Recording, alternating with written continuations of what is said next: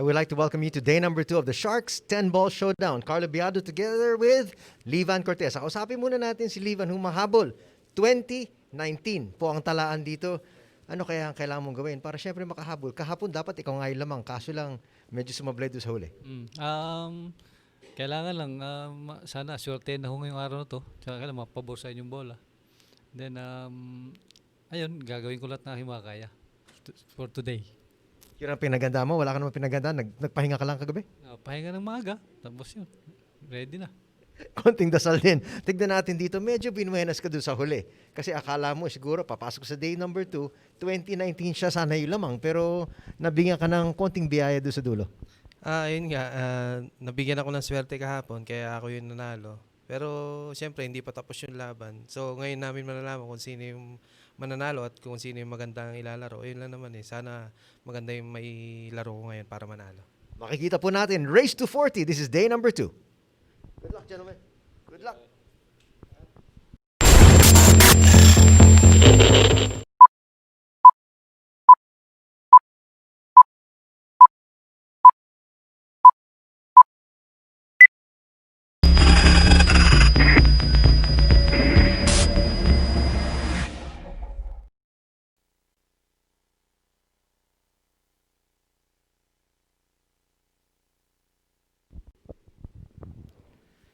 We begin the lag para sa day number 2.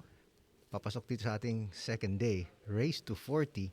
Makikita natin, lamang ng isa. Itong si Carlo Biado. Off that last minute miscue from Vann Corteza kahapon. Kaya humahabol siya. But it's just one rack. And to these two pros, these two gentlemen who have been there, done that, been around the track more than once, at one rack lead or a one rack deficit really isn't a big deal.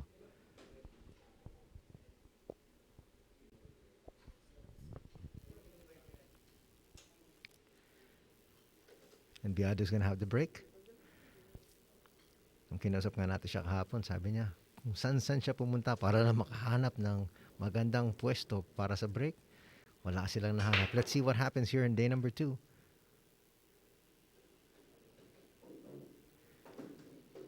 Good control of the cue ball there. It's there in the middle of the table. One ball is down.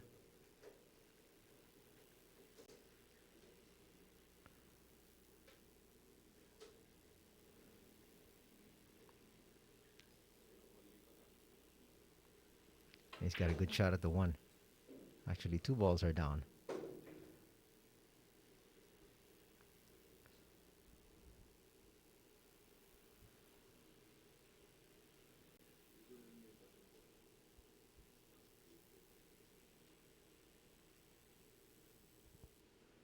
Next object ball obviously here is the 3. Will he try to have a quick ending?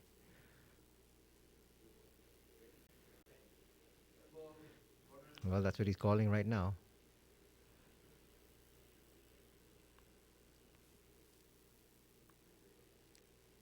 Will he quickly race to a 2-rack advantage here?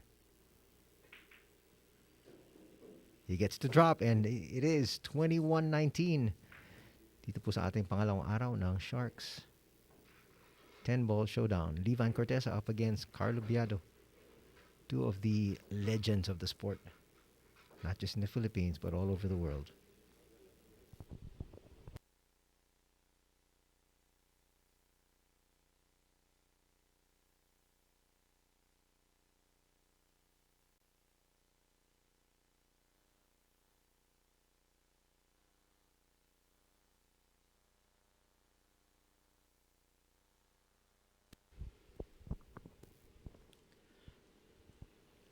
We are using international rules, so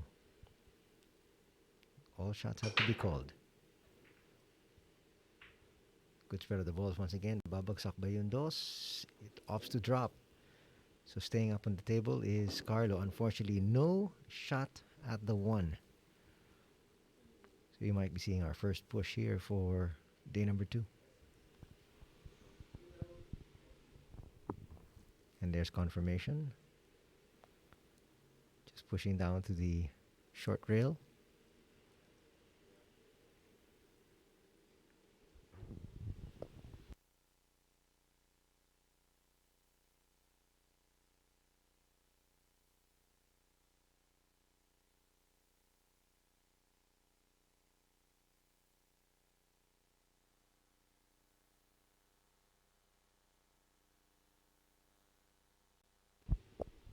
He's going to call the 7 off a combination, but playing a two-way shot. He does have a good shot at the 1 now.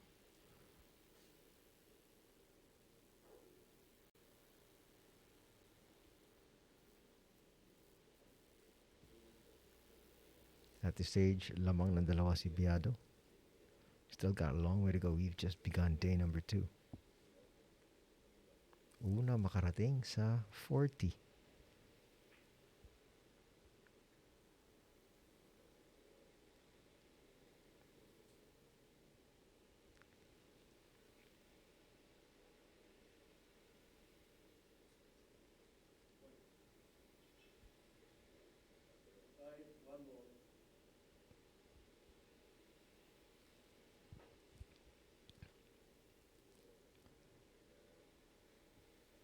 Carlos Coach calling 1 ball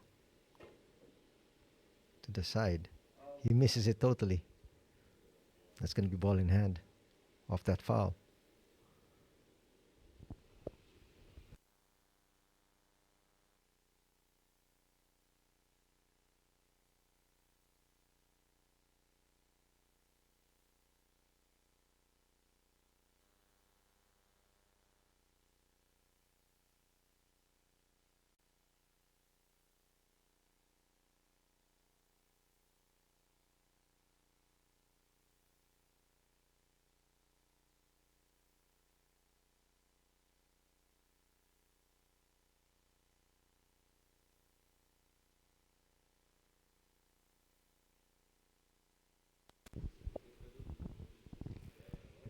And a good opportunity right now para kay Livan to be able to draw within 1.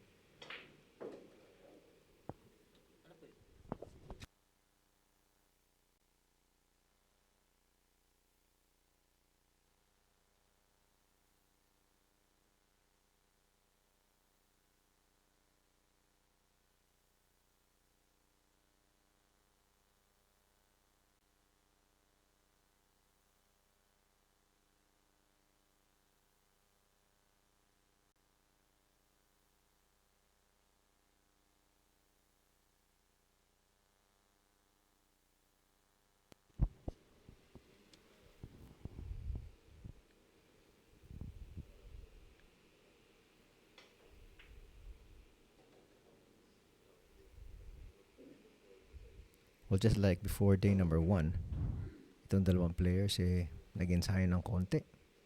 Mga 30 minutos dito sa table na to para lang makuha nila yung bilis. But I think more than anything else, similar to what happened yesterday, napakarami mga dry breaks. And that's going to be the first mistake here.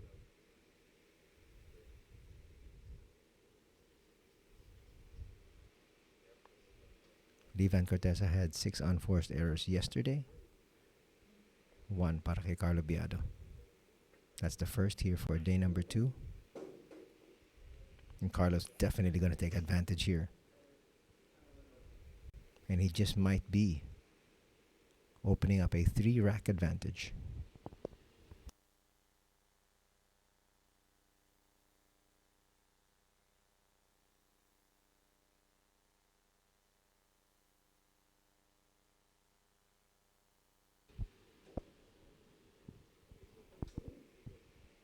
And now just a 10 ball to handle.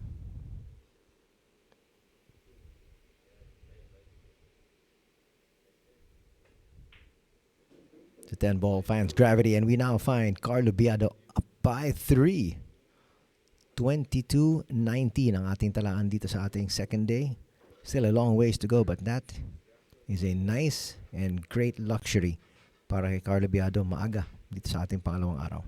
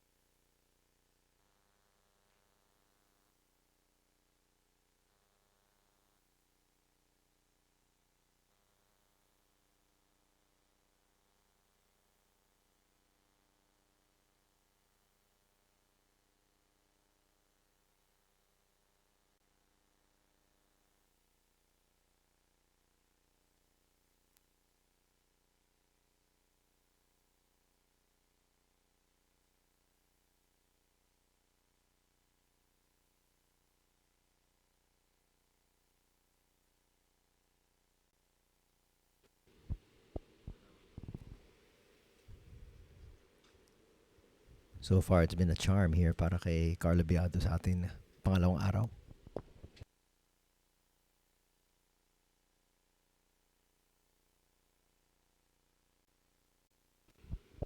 Once again, we have Carlo Biado on.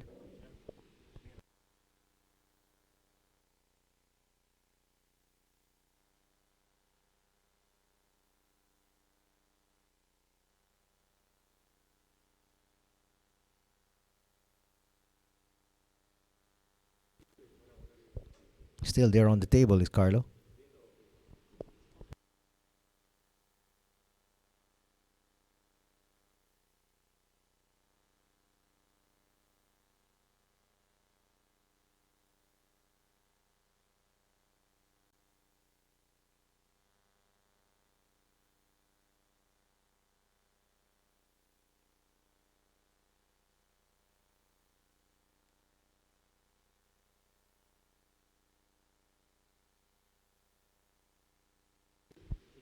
Now just two more balls.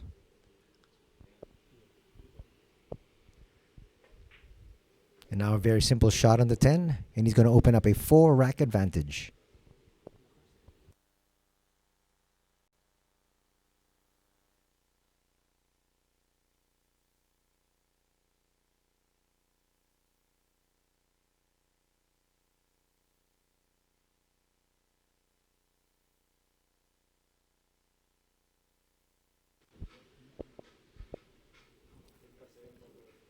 So far, even counting yesterday, this is the biggest rack advantage para kay Carlo Biado at 4.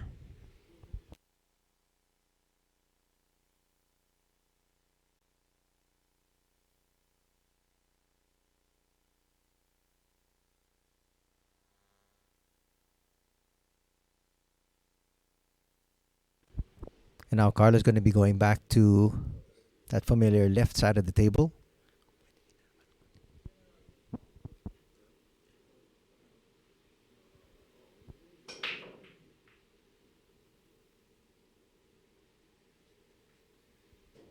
At the last minute, that final kiss from the 3 will knock down that ball, and so Carlo will stay on the table with a good look at the 1.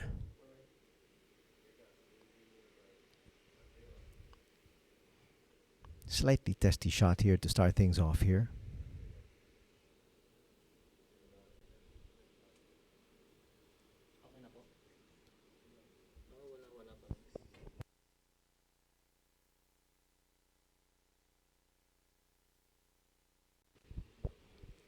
Nice two-way shot there from Carlo.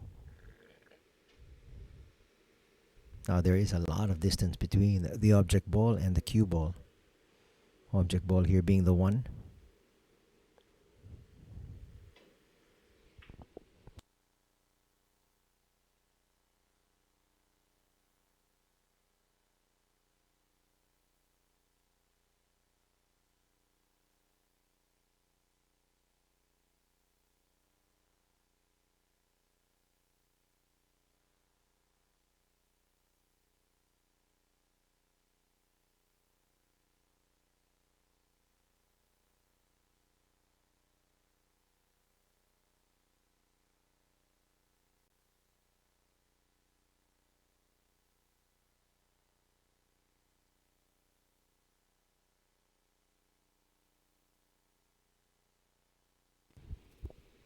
Now off that foul, a good chance here for Vann to draw closer. He is down 23-19.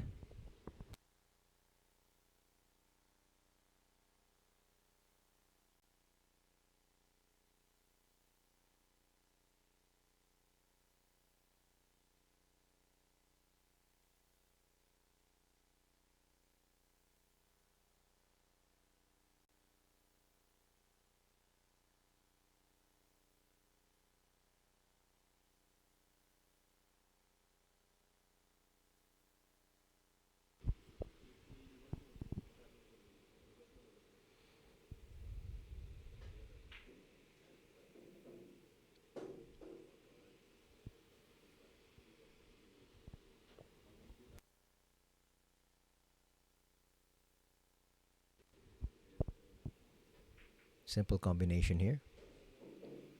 Making sure the 3 doesn't get too far away.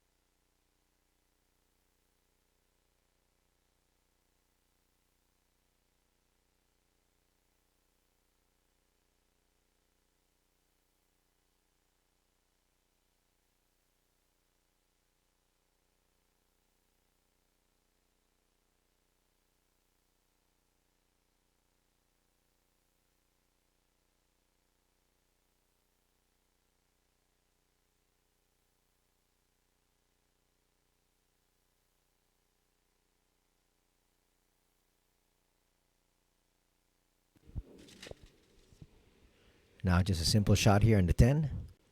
And this is going to be the first rack for Vann. So day number 2. At yun na, finally on the board, 23-20 ang ating talaan dito.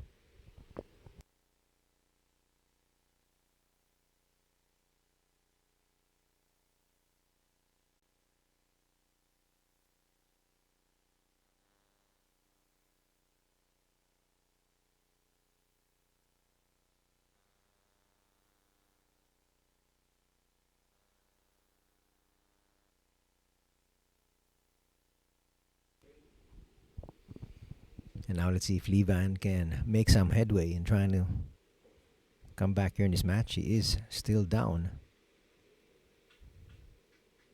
to 3 racks for these Masters. Shouldn't be a problem. That one was tracking towards that side pocket. Medyo binuenas, hindi pumasok. Natamaan na ibang bola. Ang problema, dry break para kay Vann. His first break of day number 2 comes up dry. Actually, pag tinignan natin yung mga pangyayari sa ating unang araw, yun ang nangyari. Halos lahat dry break. Maybe 3, 4 at the most ang hindi dry para dito sa dalawang Masters na to.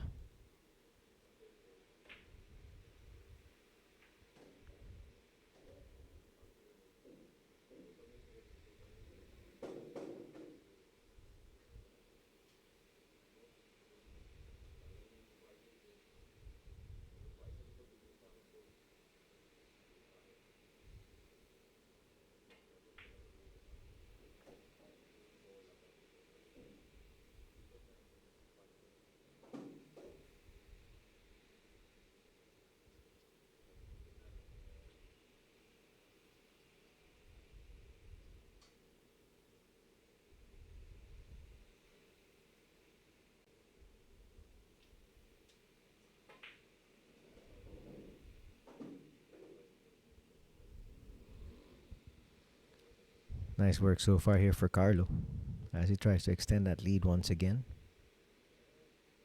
Maaga pa tayo dito sa ating second day.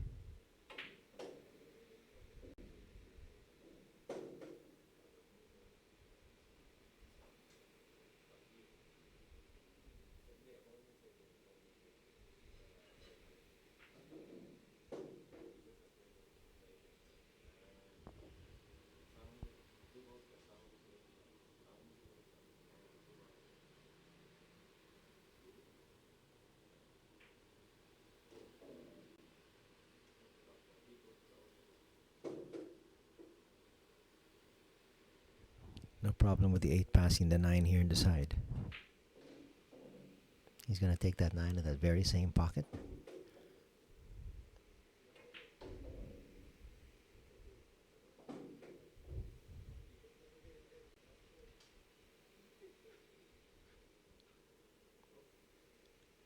Simpleng tira dun sa 10 ball. At ngayon, lalamang na naman siya ng 4. 24-20 ang ating talaan.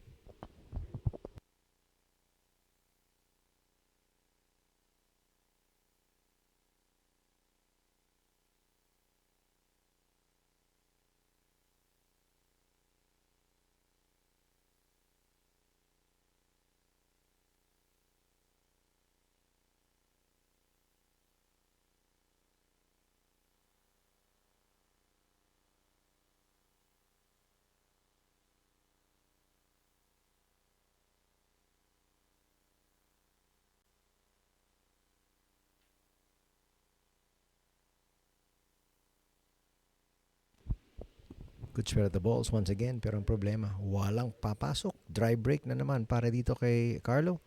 Pagkakataon ni Vann.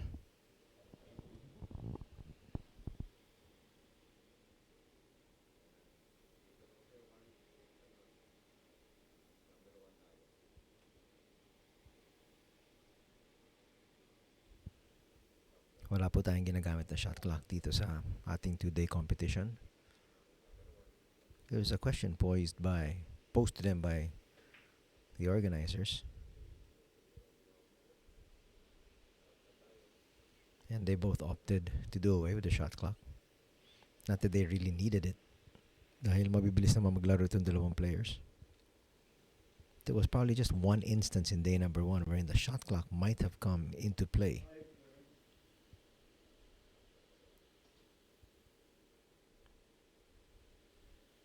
But no shot clock to worry about. Calling the 5 in the corner.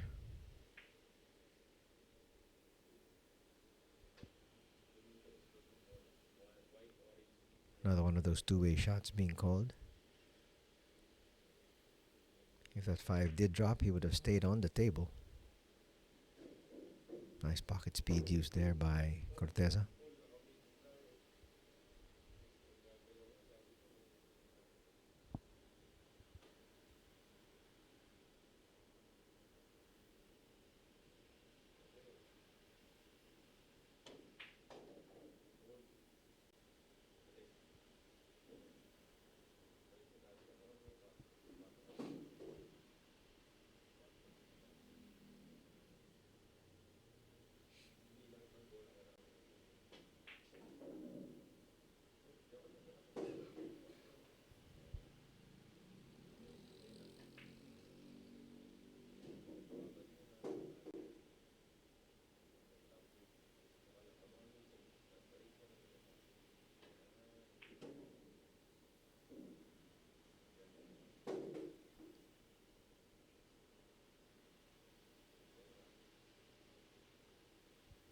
Sinadya ng dalawang ito na maaga sila makapunta rito para makapag-ensayo ng konti. And they've got the speed down pat here. So far here in day number 1, from day number 1, there were 6 mistakes for Corteza, only 1 for Biado. Pero dito sa pangalawang araw, 1 apiece. At maaga pa lang tayo dito sa ating second day. Almost a similar run out in that last rack for Biado. Pero ito pupunta naman kay Corteza and he will draw to within 3. 24-21 is our tally.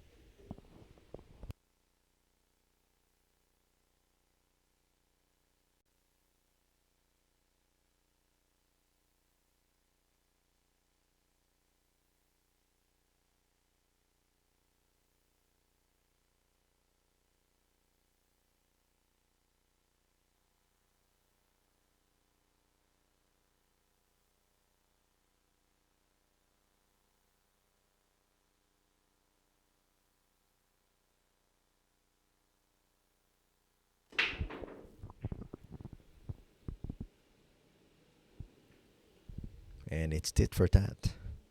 Dry break kanina para kay Biado. Dry break na naman para kay Corteza. Back on the table. Ito na si Carlo.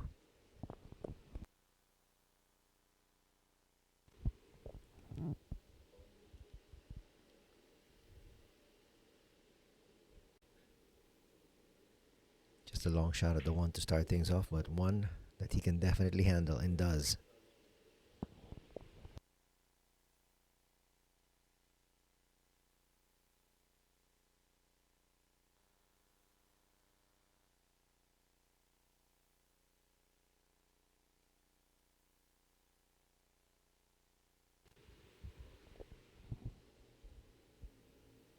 Magandang event ito ng Sharks. The sport needs more events.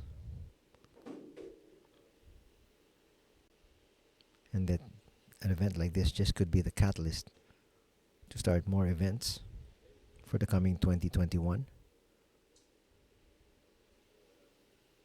The pandemic has really hurt so many sports, all sports, in fact. Pero unti-unti nakikita natin yung mga iba bumabalik na. At sumusunod ang billiards.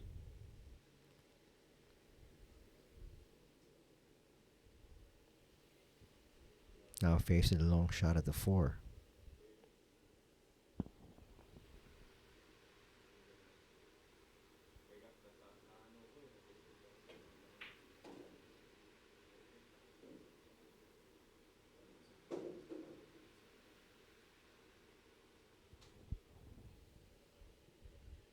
Now in a much better position here.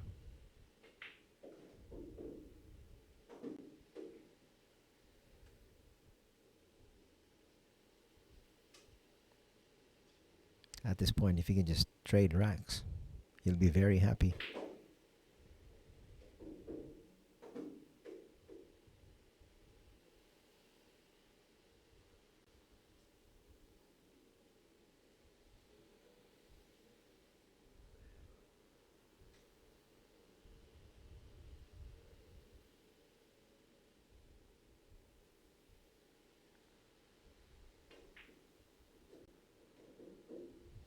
Slight kiss off that 10. A lot of the amateurs might have tried to go for that combination. But these pros, confident that they can run out the table.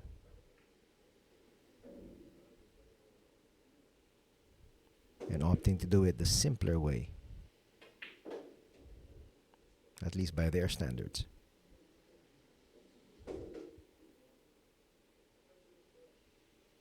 At ngayon, lalamang na naman siya ng 4. It's 25-21.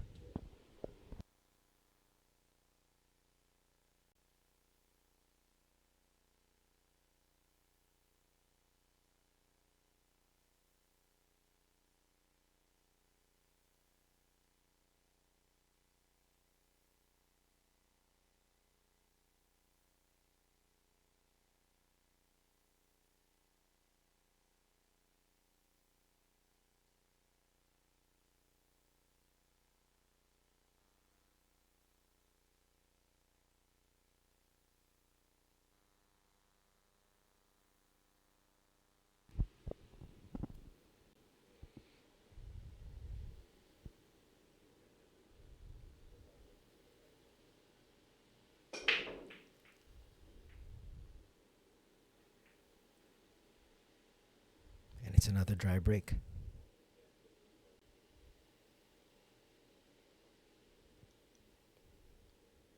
There might be a little alley for that 1 to pass that 8.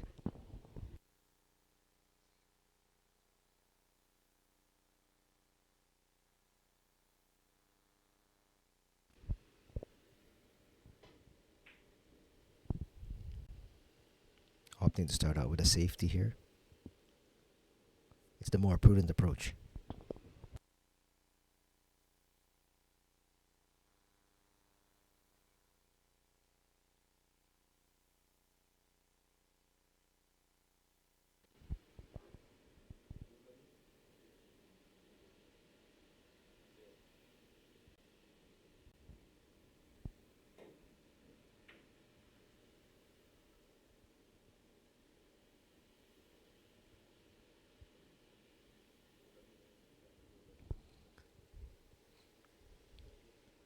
Livan can now see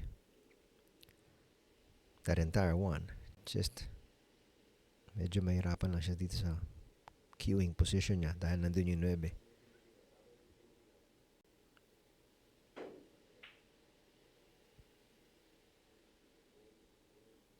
Will he be able to get a blocking ball?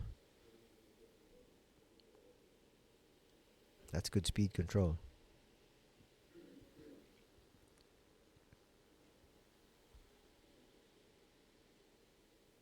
Just when I was about to say that we have really not had back-to-back safety plays here in day number 2. Ito na. Nagpakita na sila ng safety.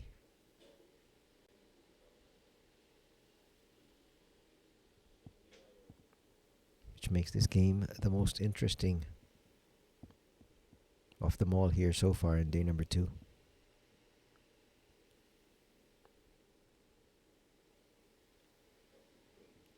Little cluster of balls there, as you can see.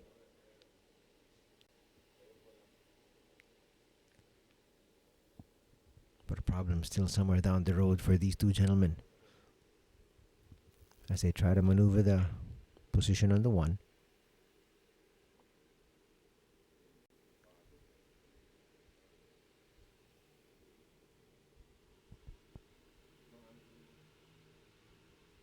Easily the longest game of the match sa linggong ito.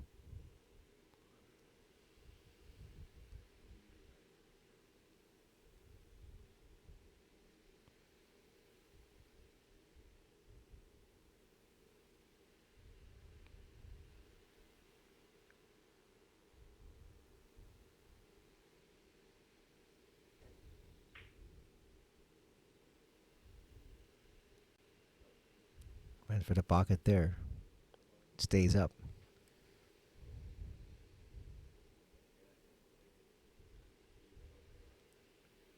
Now a chance for Corteza to finally go aggressive.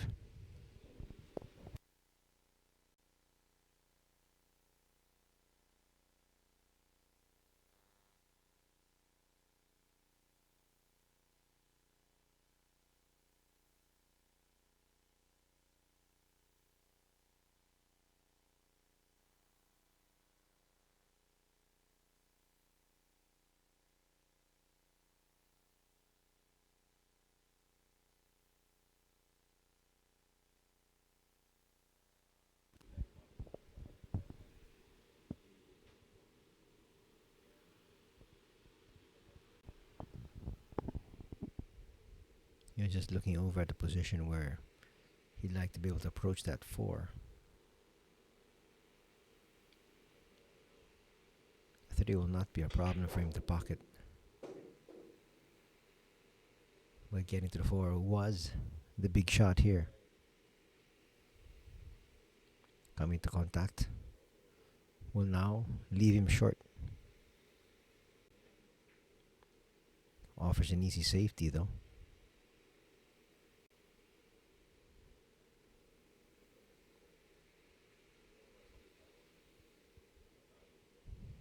So the second mistake for Carlo here in day number 2 will not really come back to hurt him. At yun ang naging tema ng ating unang araw. Napakarami mga mali ni Vann. 6 in fact. But he didn't really have to pay for those mistakes. In fact, without that 6th and final miscue niya sa day number 1, he could have been leading 20-19 heading into the second day.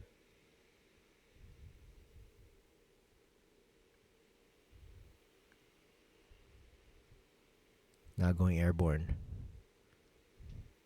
First jump shot of day number 2. That was makeable by his standards for sure.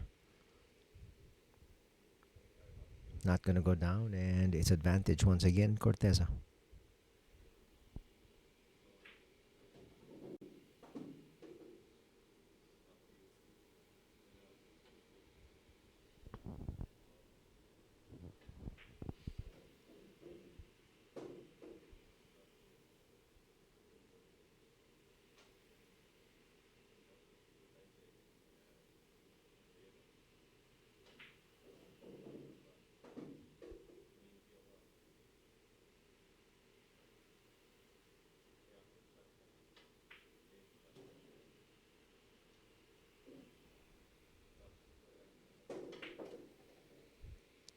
And after a long, drawn-out safety battle here in this rack, lalapit na naman itong si Corteza. Though he still trails by 3.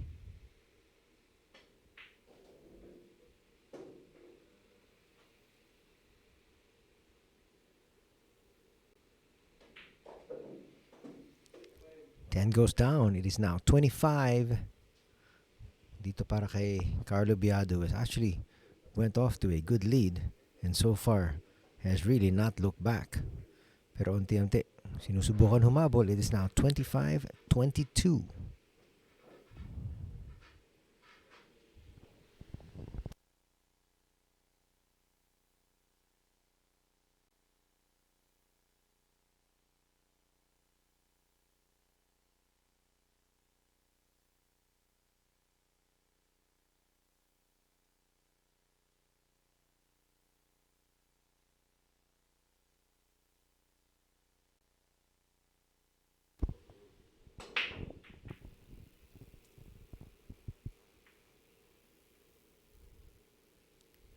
Will the 9 have enough? No.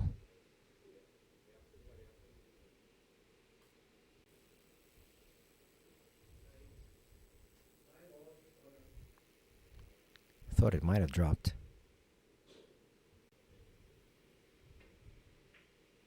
Looked like it had enough.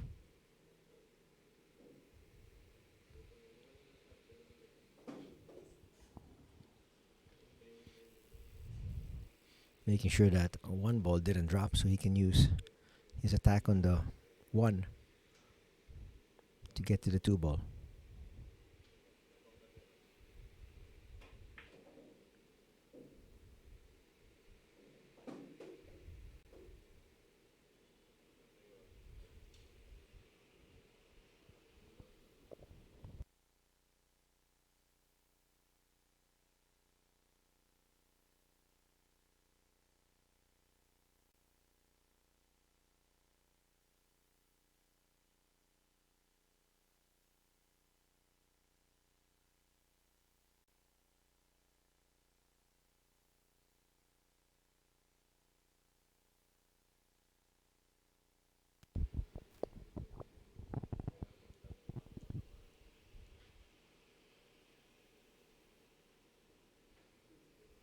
Now Corteza back on the table.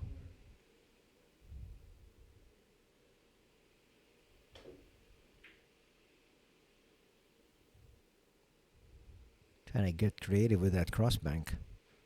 But again, a two-way shot there more than anything else, and there is a whole lot of distance.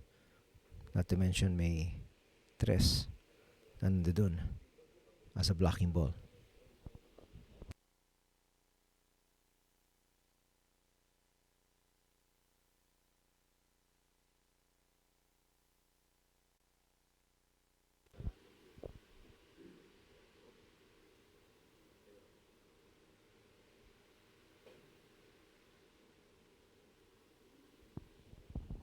Just trying to nip that.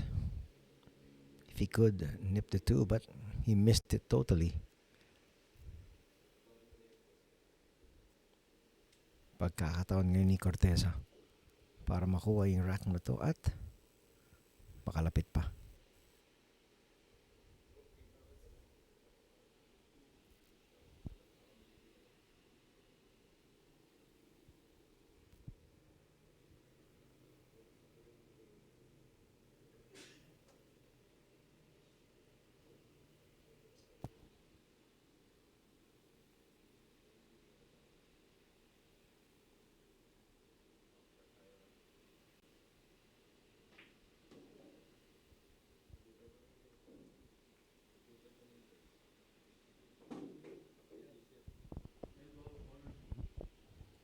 Looking for an abbreviated rack here.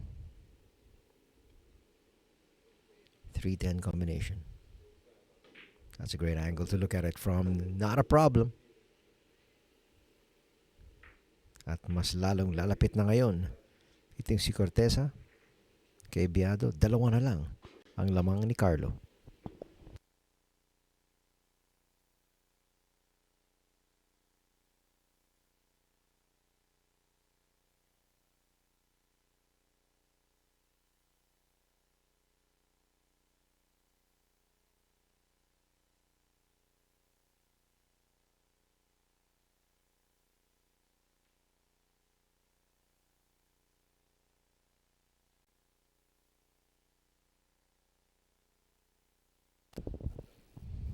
That has been the most productive break.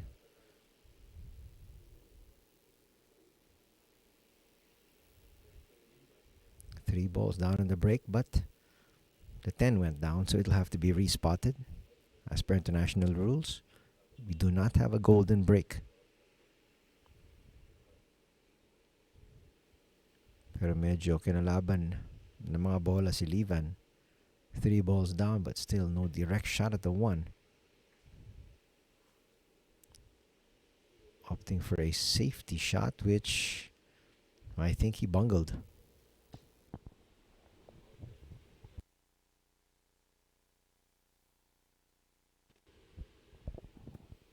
And there's confirmation from that angle. You can see walang problema dyan para kay Carlo. And this rack is his for the taking. That'll have to go down as another mistake here for Livan. Off that botched safety.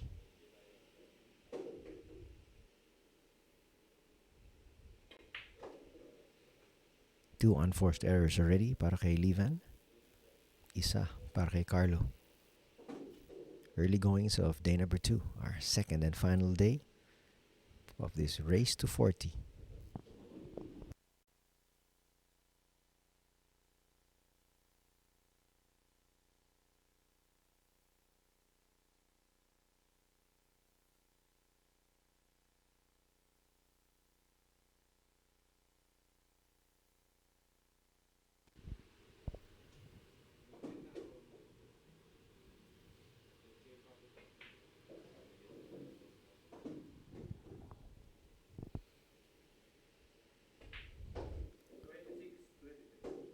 Now establishing another 3-rack advantage at 26-23 is Biado.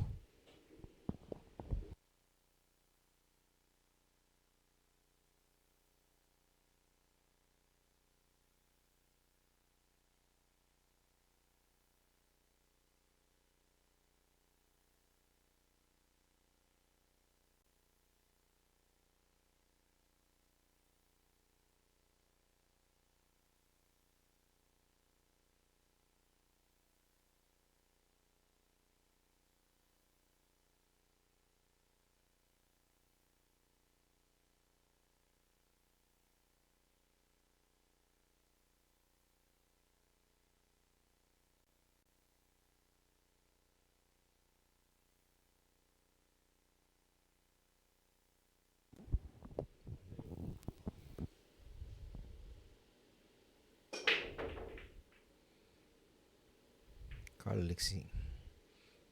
He's very comfortable with that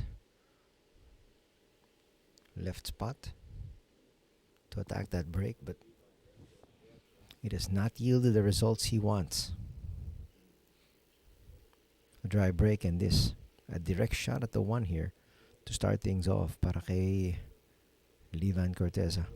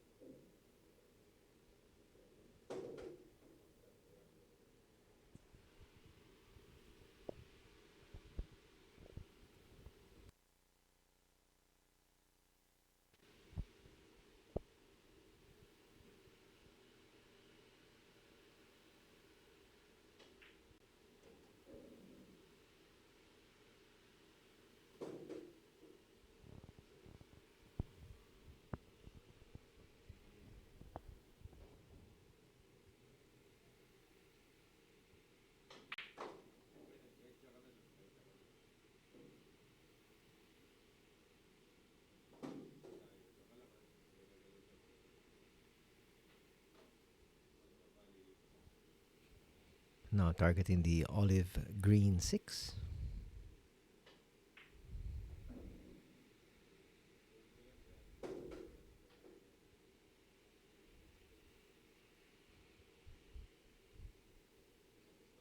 Now the light blue 7. Different from some of the other balls that we've been seeing. Ball colors we've been seeing in previous championships. Now a chance for Corteza to just knock down this simplest of tens, and he's now within 2.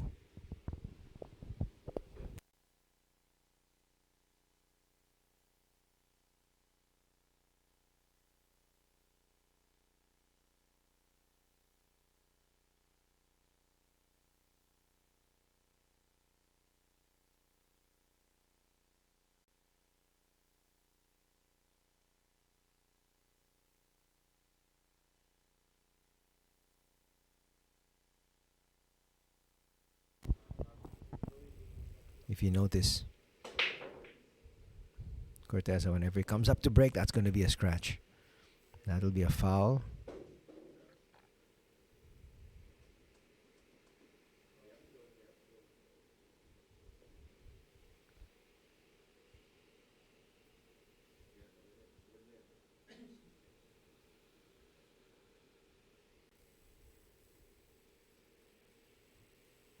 Just when it seems like Levan is getting some momentum going towards his side, he gets stopped in his tracks. And right now, chance for Carlo. Para palaki na naman lalo yung kanyang kalamangan. It's a precarious 2-rack lead.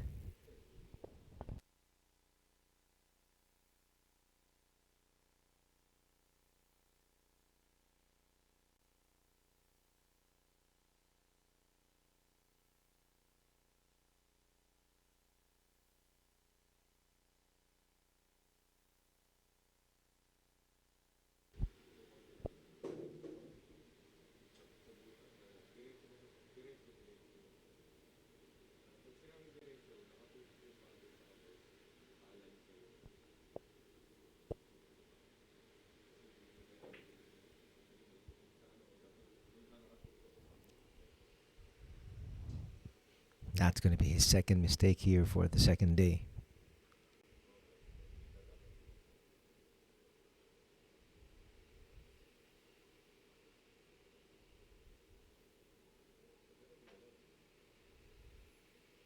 Initially, it looked like he got it.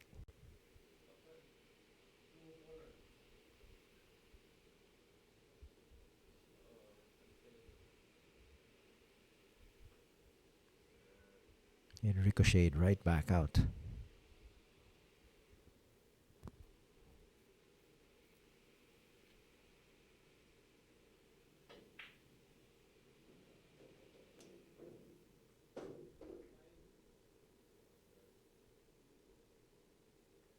Easy combination here. 3 to the 5, and then he'll have the 3 in that very same pocket.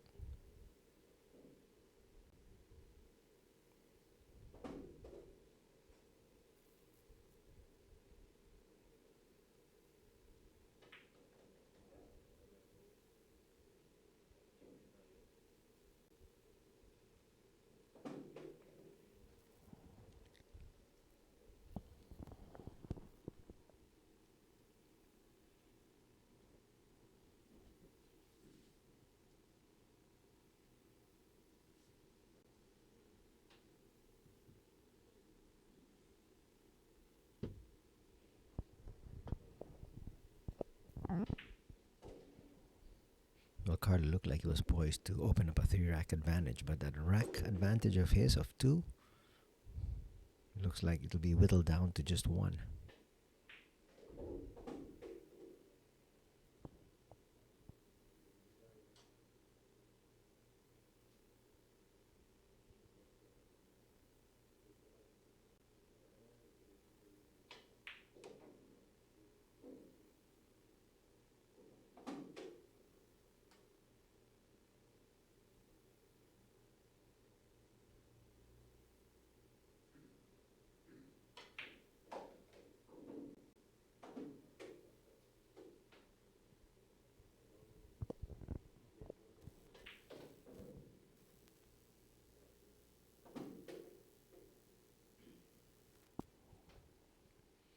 And now to bring us right back where we started, a one-rack advantage for Biado.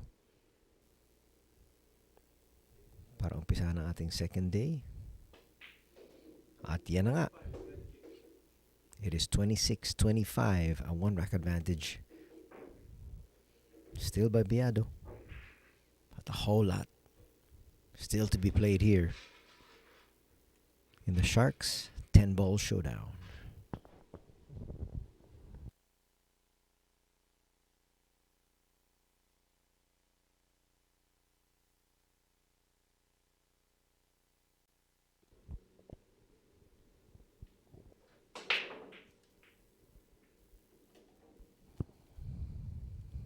One ball gets the drop. The object ball here, as you can see, is the one. It is right in front of the cue ball.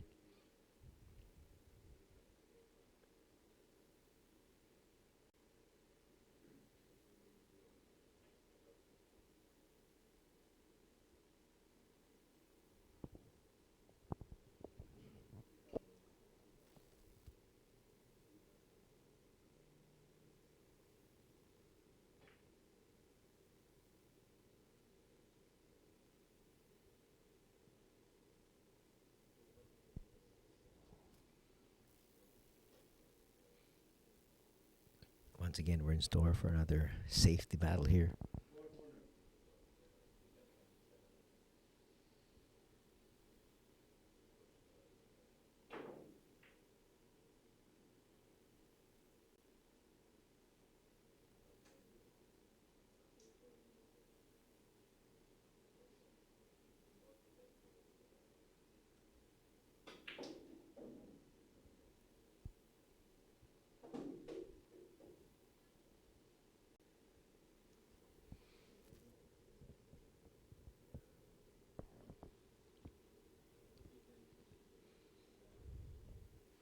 Could we be tied in just a while?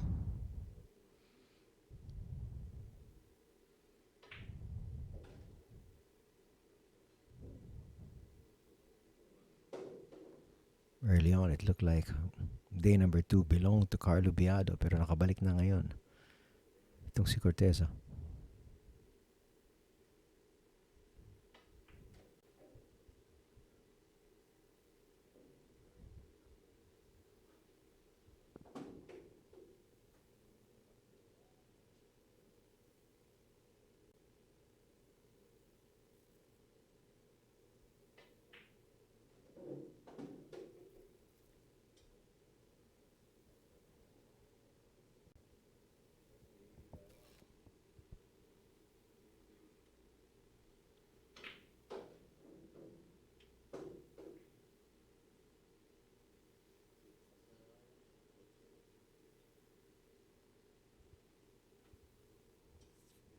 Even now being a little bit more methodical than he was yesterday.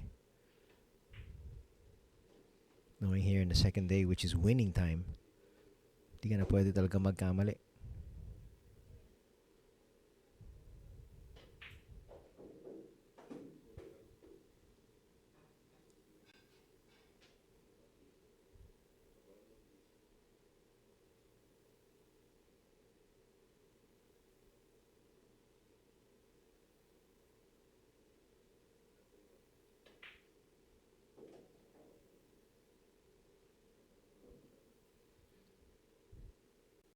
And for the first time in a while, we find ourselves tied.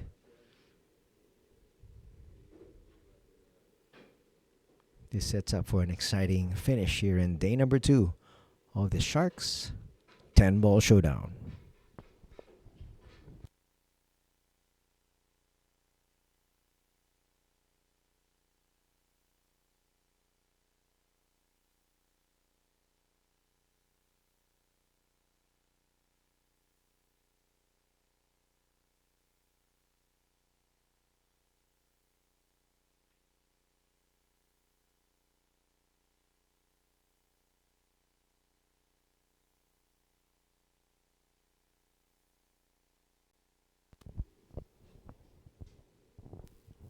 And once again, another dry break here, this time for Corteza.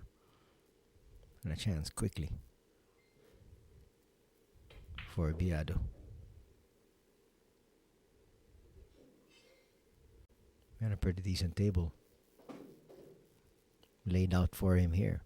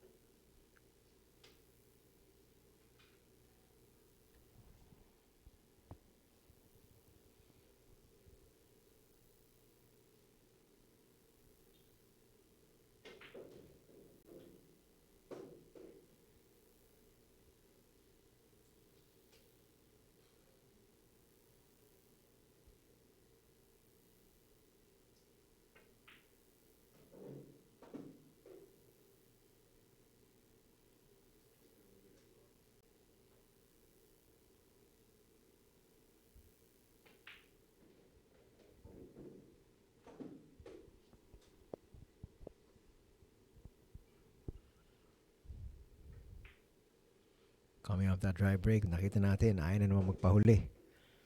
Itong si Carlo Biado.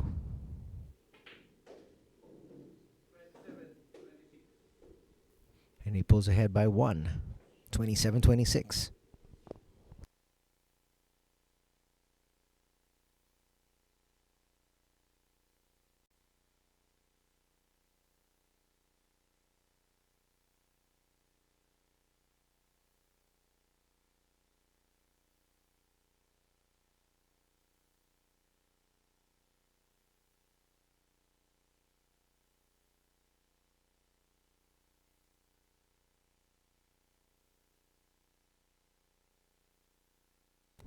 Di pa rin nag-iba ng pwesto to si Carlo. Kahapon sabi niya kung saan niya nilagay yung cue ball para makapag-umpisa. Trying to find the right spot, but this time just sticking with that left side of the table for the break, and it comes out dry again.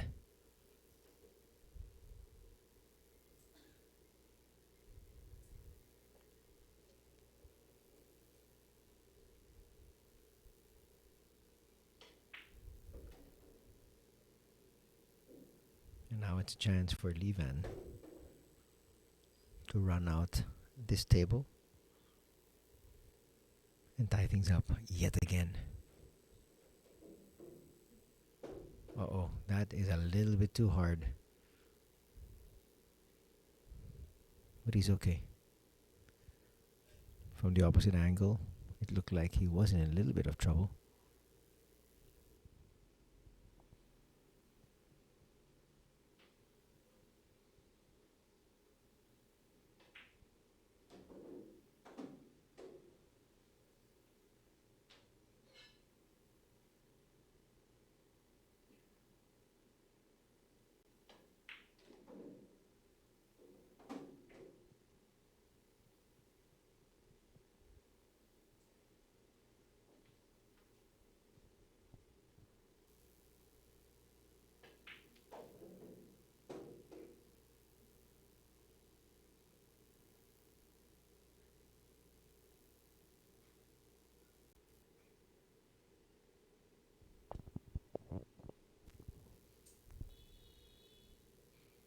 You get the feeling until one of these players solves the riddle of the break of referee Troy, they're going to be neck and neck with each other.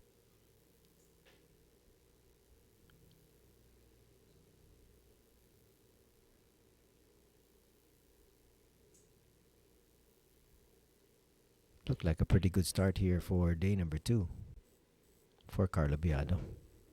Biglang lumamang siya ng 4 pero unti-unti siya naihabol.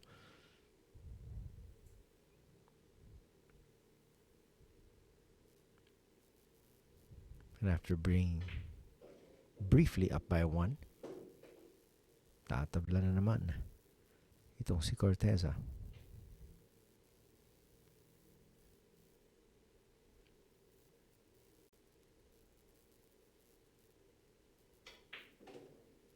As we're slowly starting to approach the halfway point of day number 2.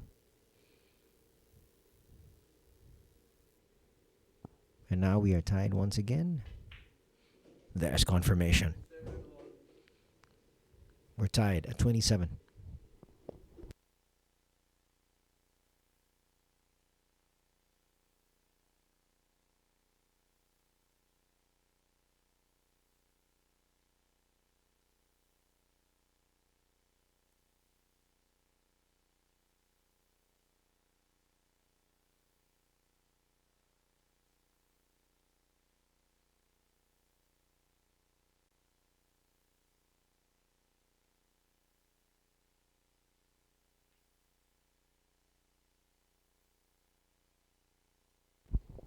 Now opting to go to the right side of the table, itong si Vann.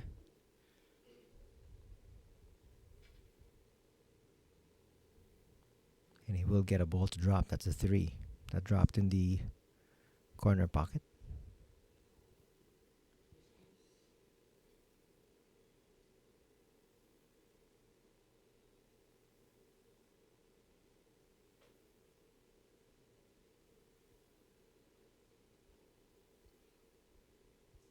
A 10 ball, which rarely travels, has moved to the bottom part of the table.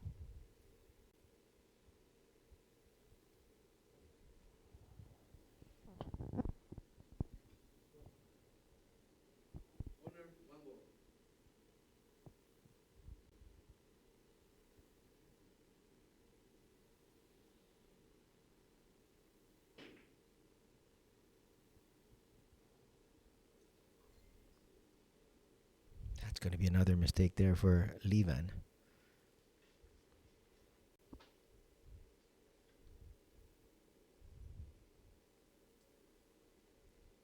Three already for Corteza, 2 for Biado sa ating pangalawang araw. Fortunate kiss there.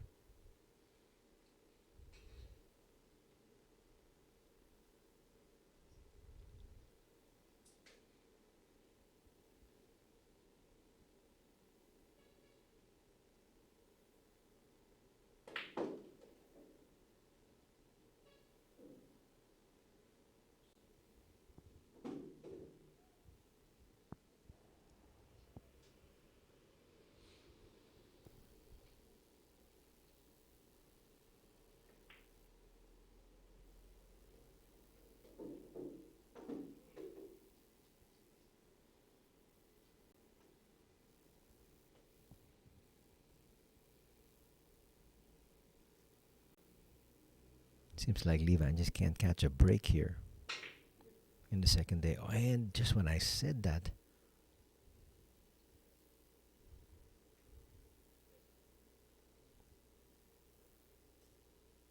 why a mistake there. That's a major one. You heard it when he hit it. That hardly happens to players at this level.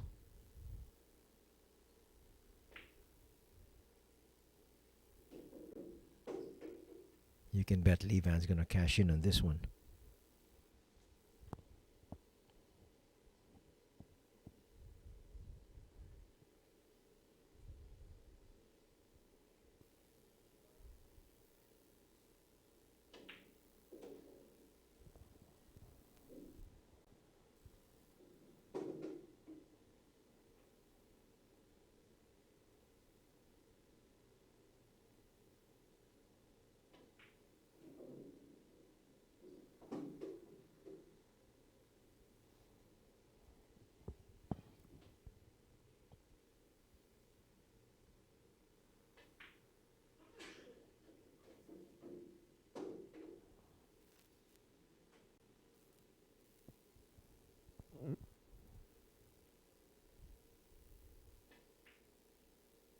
An error from Corteza early here in this rack, but a miscue also for Biado.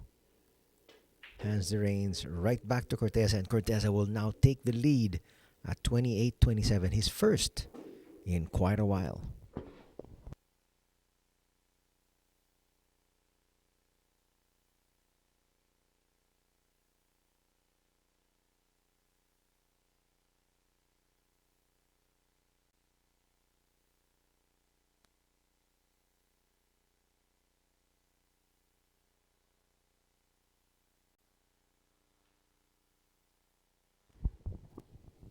Balik na naman siya dun sa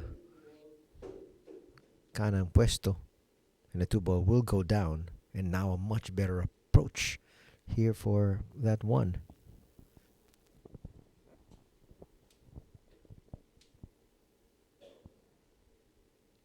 And we just might have our very first break and run out in day number 2. Only 1 break and run out in day number 1.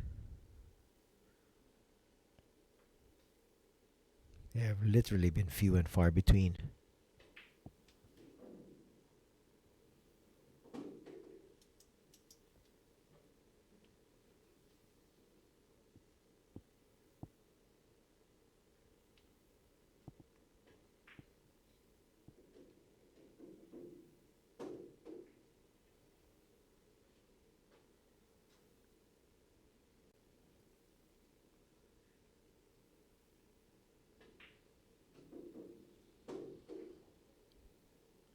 Simple layout now here for Corteza.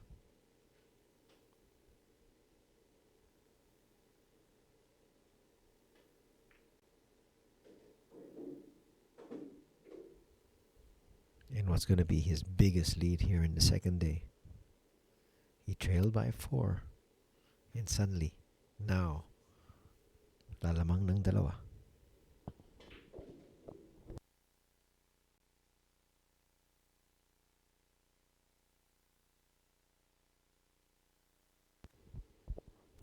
Doesn't want to be that straight. As you can see, demonstrating exactly where he wanted that cue ball to be.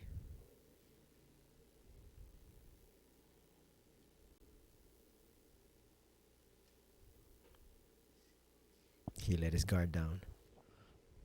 Can he get right back into position?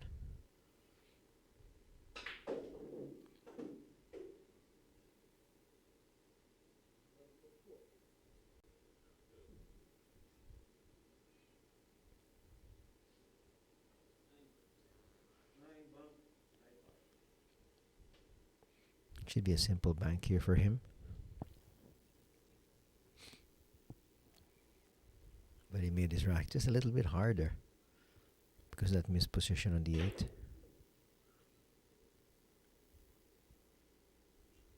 And he blew it. He was also looking for a position on that 10.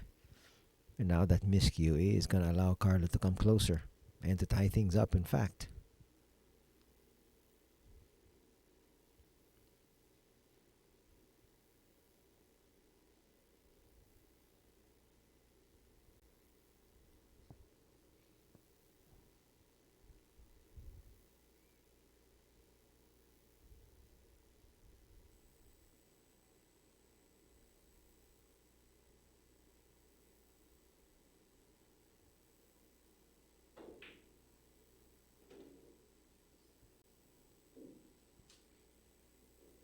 At dahil doon sa isang pagkakamali, yung dapat dalawang rack na lamang ni Vann will not happen, and we're going to be tied once again dito sa ating pangalawang araw.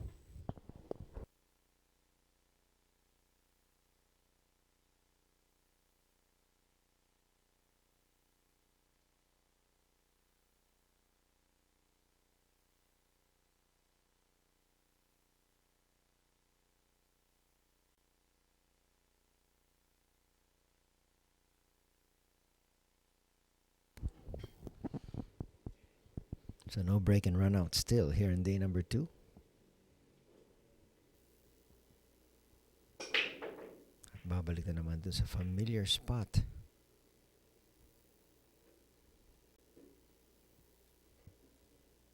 Itong si Biado. And a familiar result. It looks like a push is going to be in the offing here.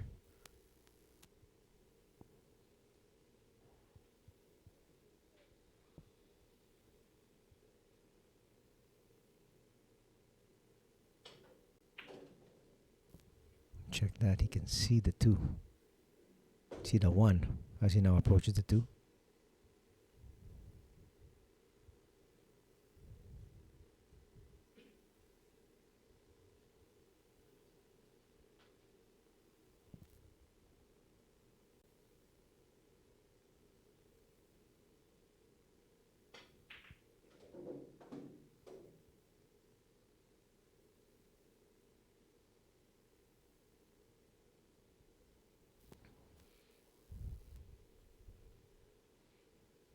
You get the feeling that Levan just wants to start letting go here.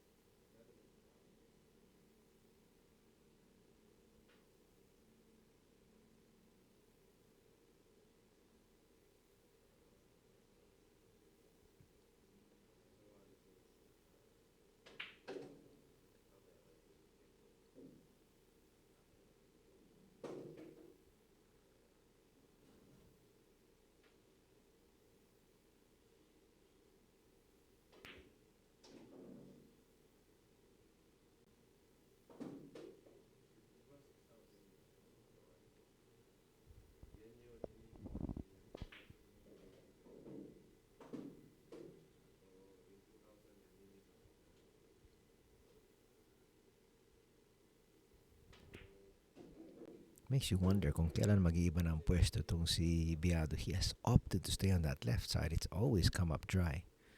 And he's yielded the table here to Levan, and Levan will now take this rack. At siya na naman ang lalamang. Maybe might be better served trying to move it to the middle.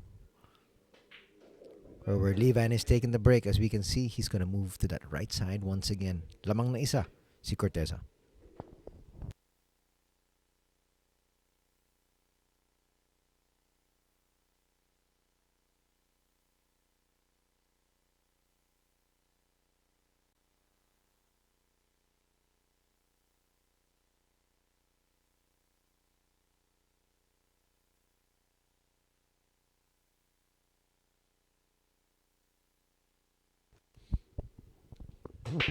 Levan again, right, goes right back to that right side. The 9 ball will go down in the side pocket. He'll stay on the table, and there you heard it. Definitely a push out here. Dalawang bola nakaharang.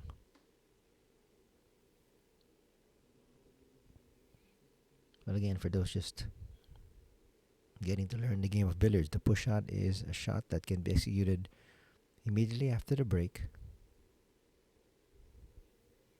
It can be pushed to anywhere on the table.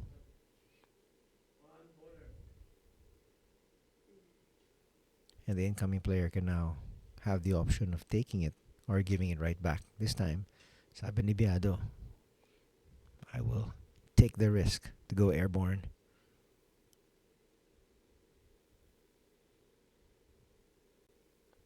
That 1 ball close to the rail.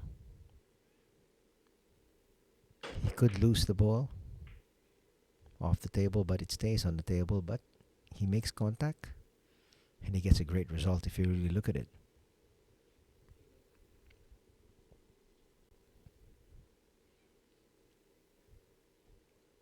The push is one of the trickiest shots in the game of billiards, because what you want to be able to do is you want to be able to let your opponent take on that challenge. Sometimes pag nakita nung yung kalaban na medyo na masyadong mahirap, ibabalik niya sa'yo. So you've got to solve your own problem.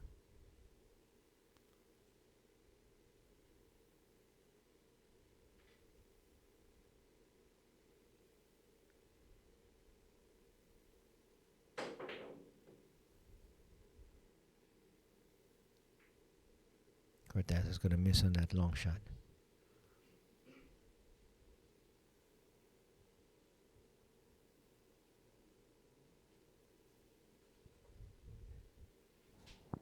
At ngayon pagkakataon ni Carlo para makabawi na naman.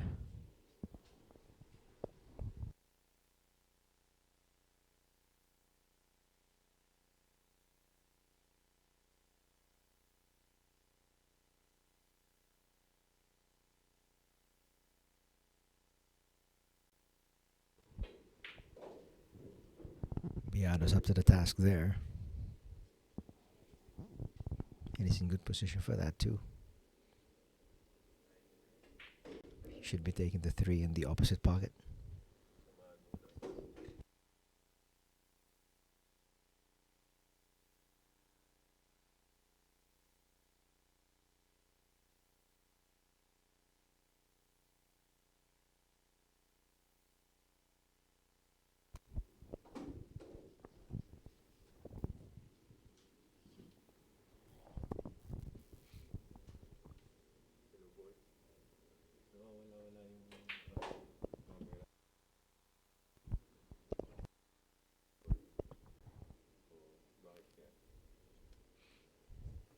A 1 point lead enjoyed here. 1 rack advantage enjoyed here by Vann, but it could be gone in a while.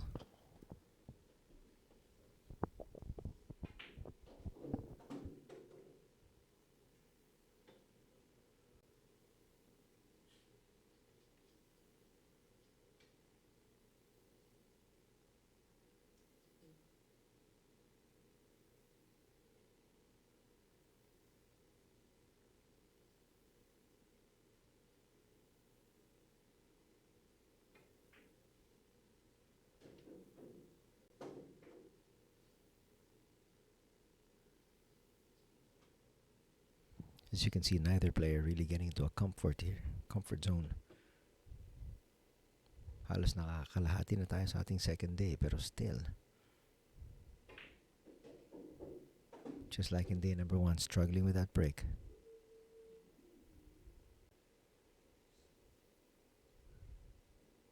Just coming dangerously close, but alam naman ni Carlo, hindi abot yun.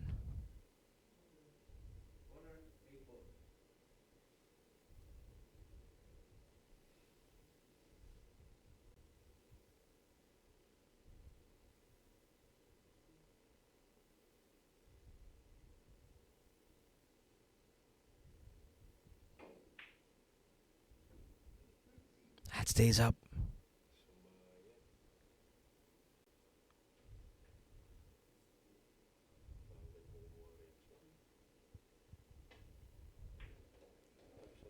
Now it's going to be easy pickings here para kay Vann at kanina lang. Tatabla na sana. Pero ngayon, makikita natin, lalamang na naman ang dalawa. Itong si Vann Corteza. 30-28.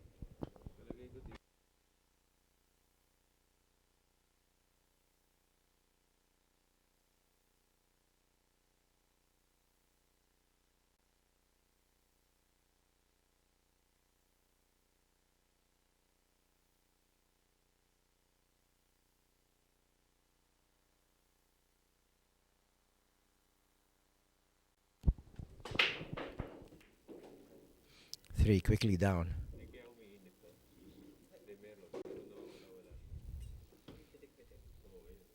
He's got a good long shot though on the 1.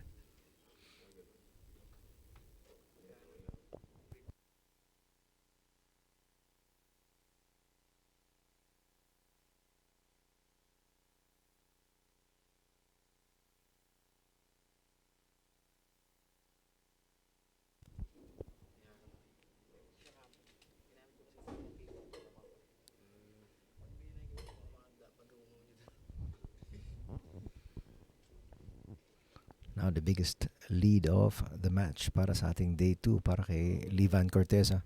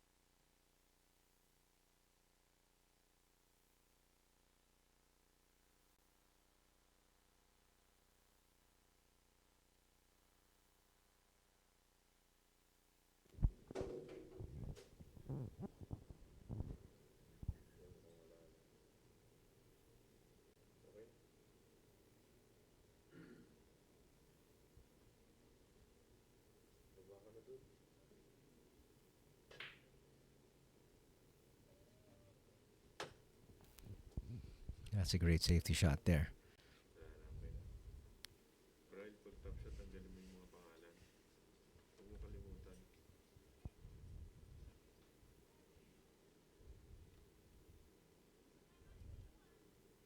See that cue ball is married there to that 8, so having to go around just to make contact.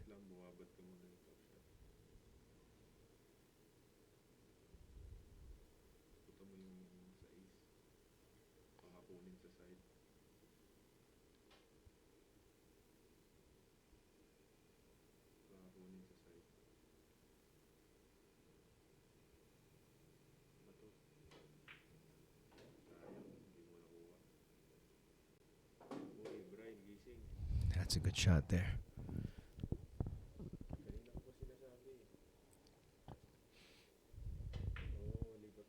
And suddenly it looks like Vann's going to take a commanding 3-rack advantage here.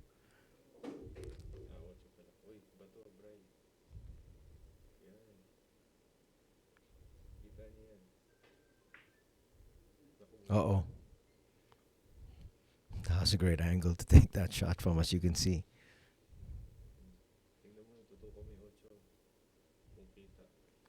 Isa na naman pagkakamali dito ni Vann will let Carlo right back into the table zone with no clear shot but the bank.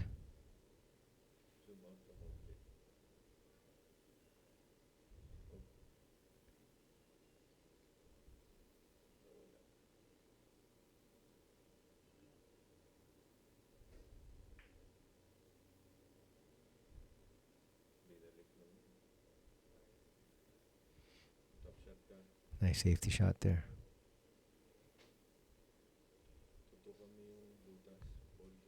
Who's going to blink first here and take this rack? Very important rack, especially for Biado. He cannot afford to fall down by 3 racks.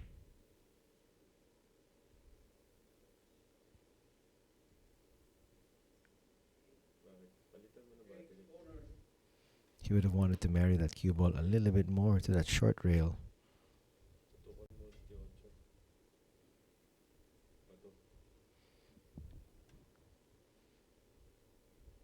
Shot of the rack here para kay Carlo. He needs to get this.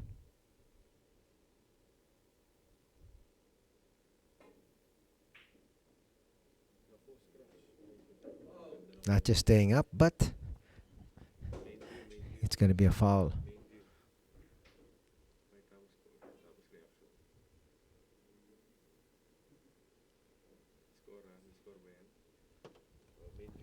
Still a lot of billiards to be played, but that just could be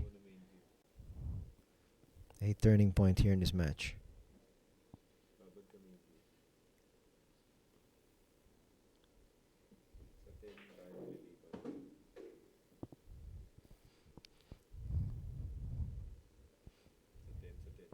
$31-28 ang magiging talaan dito.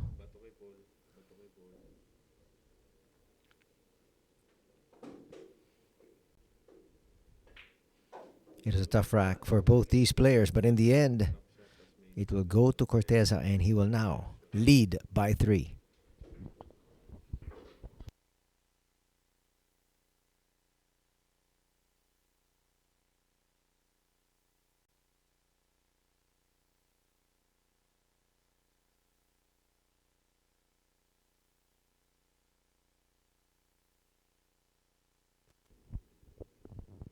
At babalik na naman si Corteza dun sa may kanang pwesto. Has been his spot here today. Ito naman sa may kaliwa. Itong si Biado. But this time it's going to be a dry break. And a chance for Carlo to come back here. Badly needing to stop the bleeding.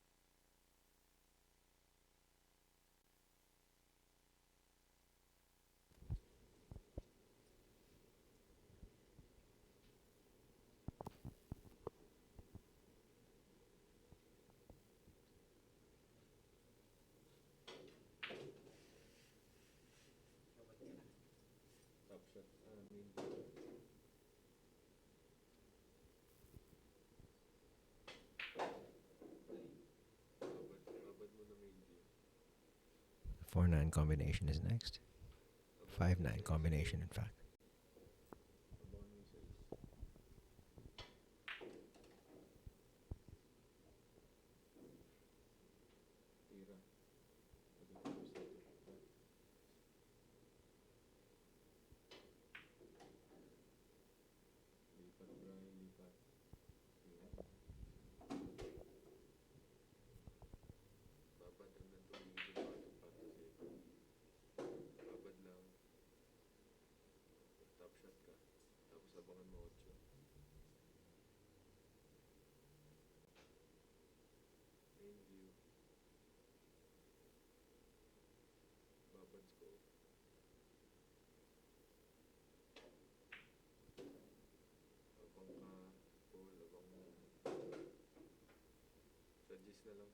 Now just 2 more balls to handle.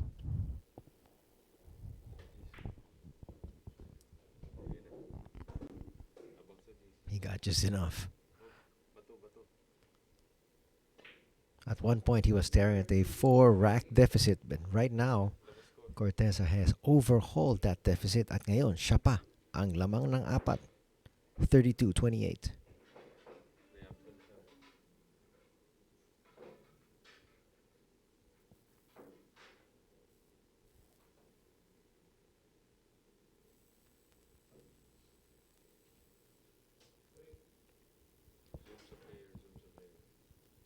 At one stage, it was 24-24 Biado.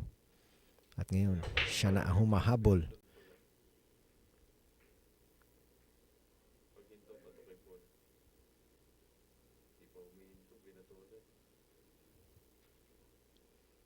Corteza there just shaking his head because once again, The break has really baffled both these players.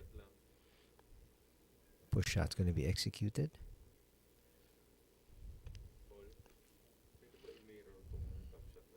That's going to be enticing. Looks like Corteza's going to take this one.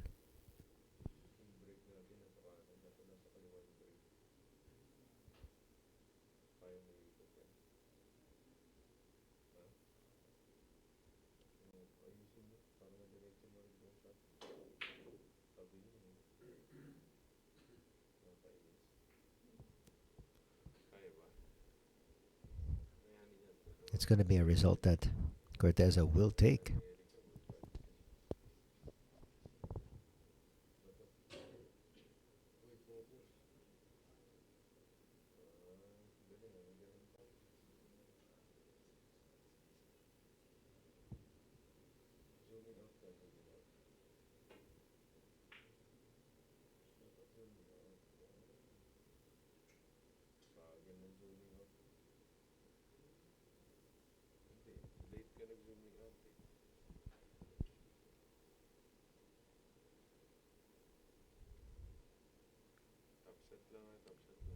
Another safety shot here in the offing. Simplest of safeties, but it's going to have a good result.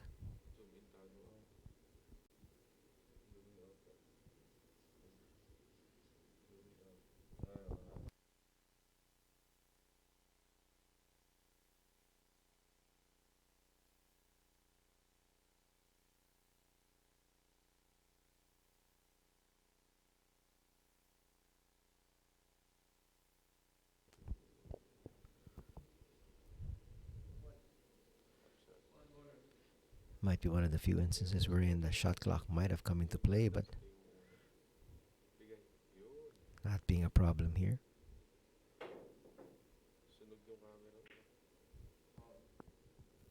Just missing that one. It's going to be a foul. And ball in hand.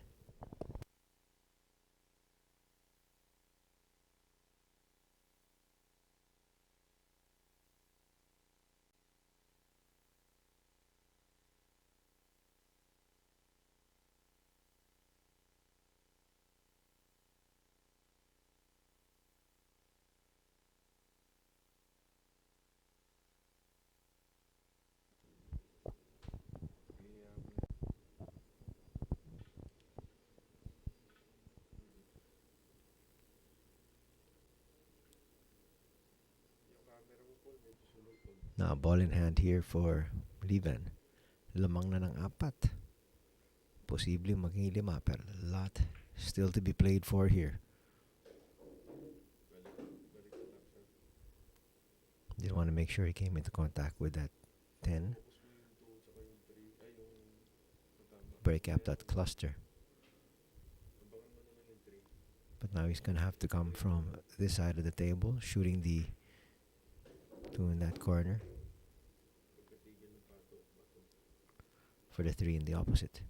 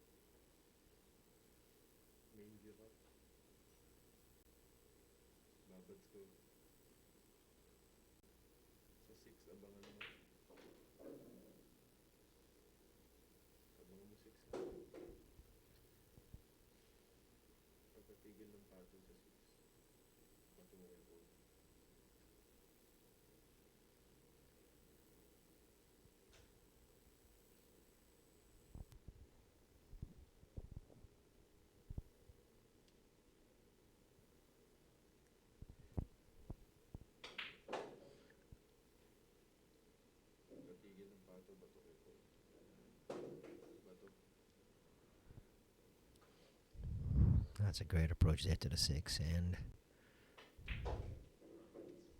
difficult work has been done here.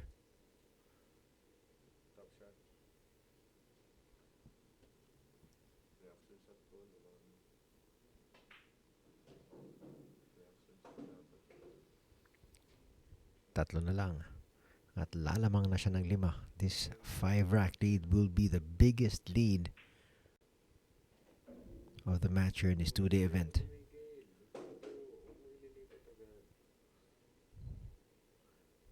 No player has led by more than 4.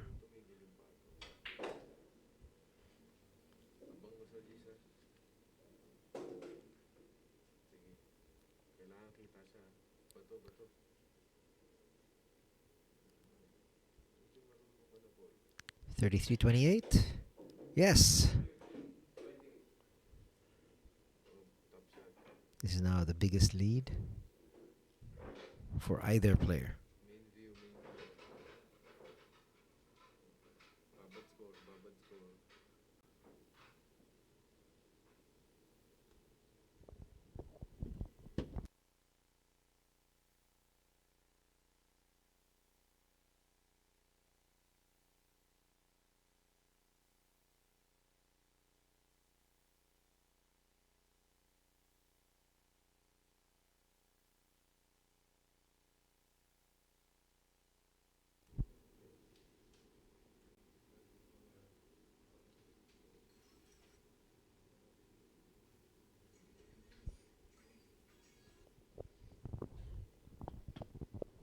It hasn't been pretty, but in the end, still now a commanding lead by Corteza.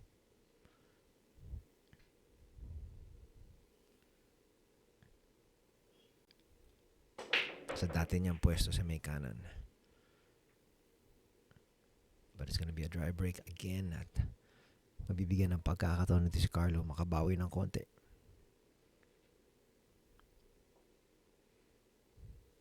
Clear shot at the 1, but he'll still have to start off with a combination.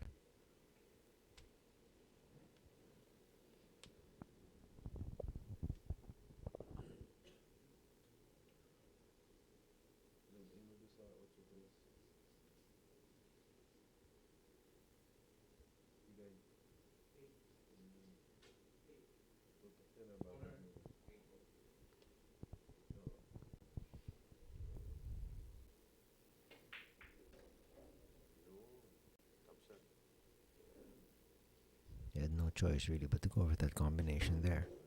Separating out the 3 ball.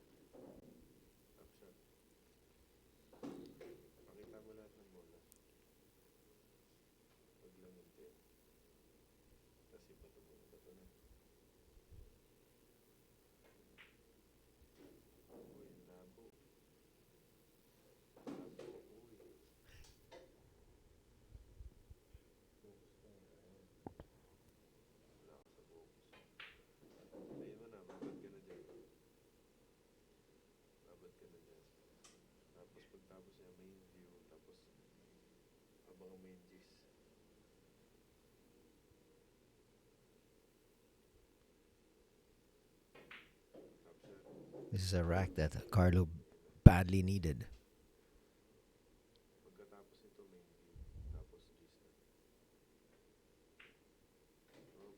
The momentum has really been all on the side of Vann lately, pero ngayon, at least makakabawi siya ng isa. And he'll have the chance to break. Let's see if he opts to stay in that left side once again. Now he comes closer.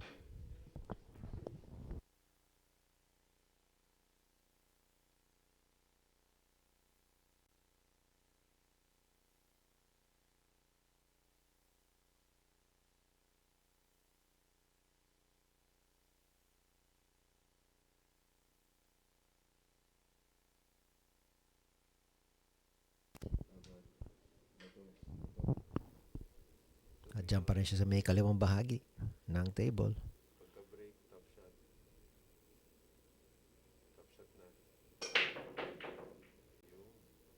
That That 9 looked like it was about to enter the side. It got rattled out, but in the end, babagsakan uno.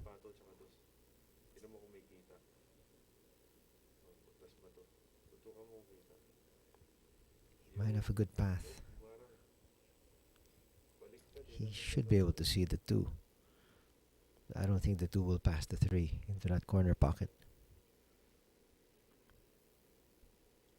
But of course, the best angles are really down on the table.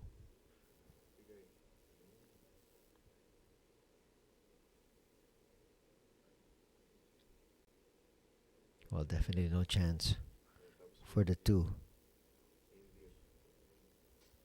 to pass the 3. Dahil nakaharang din yung 8.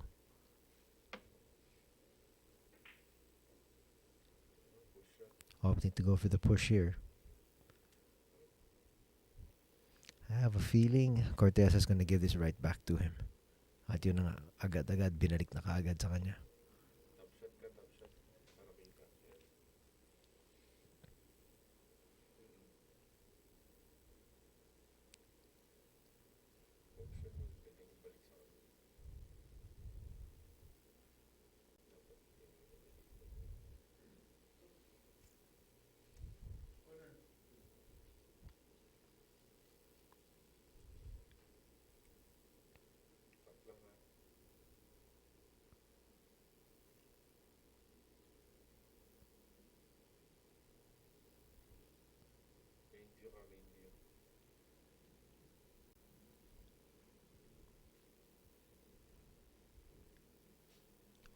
One of the few jump shots we've seen here today, and kuhang-kuha.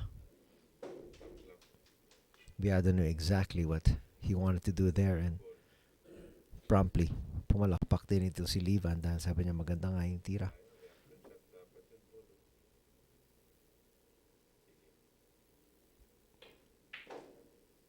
Now the table is going to open up here for Biado. Talagang kailangan niya makabawi rito ng konti. Back-to-back racks will really help his charge.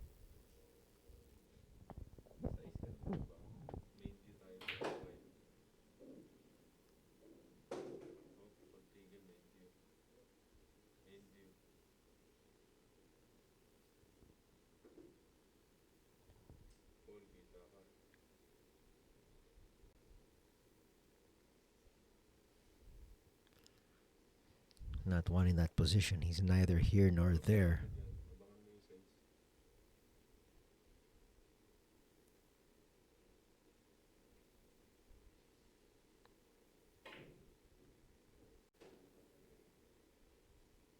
Able to rectify that mistake, making the shot a little bit more difficult, but here once again hampering himself. Dahil hindi nga maganda yung preparasyon niya dun sa previous shot. Now, having to just go on the fly here.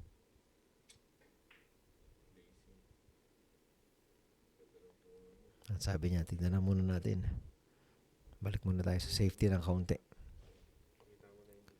Just when it looked like he had an opportunity really to put 2 racks together.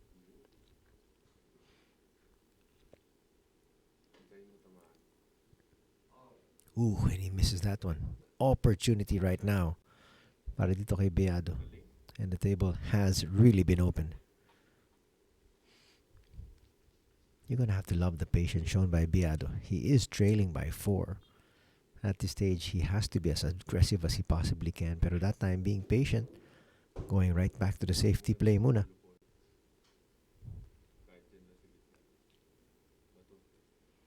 And the prudent approach is going to help him out here.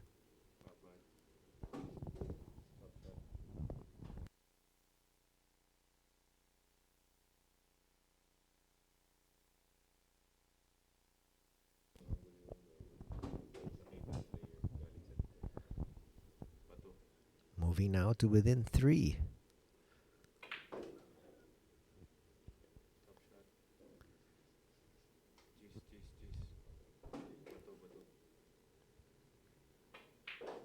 That rack goes to Biado at ngayon officially it is 33 para kay Corteza. 30 para dito kay Carlo Biado. He's put 2 racks together in succession.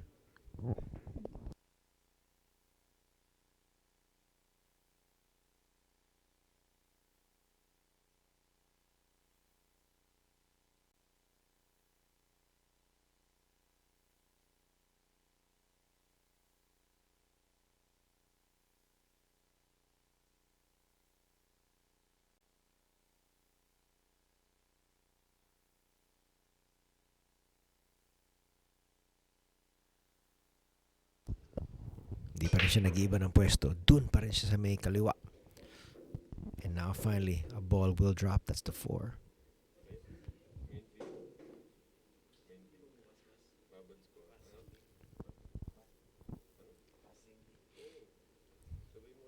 Check that. That's a 7.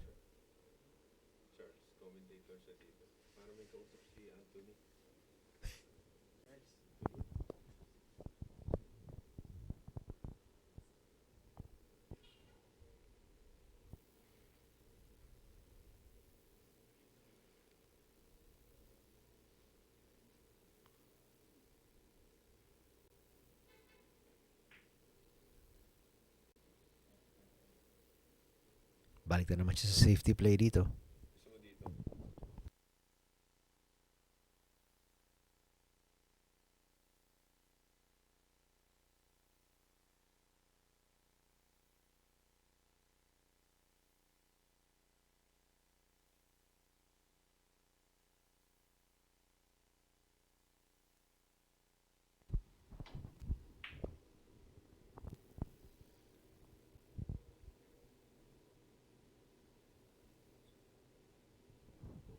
Medyo makikita natin, Charles. Medyo gitgita na yung laban. Dahil 40 nga hinahabol nitong dalawa at medyo maganda ang kalamangan ni Corteza.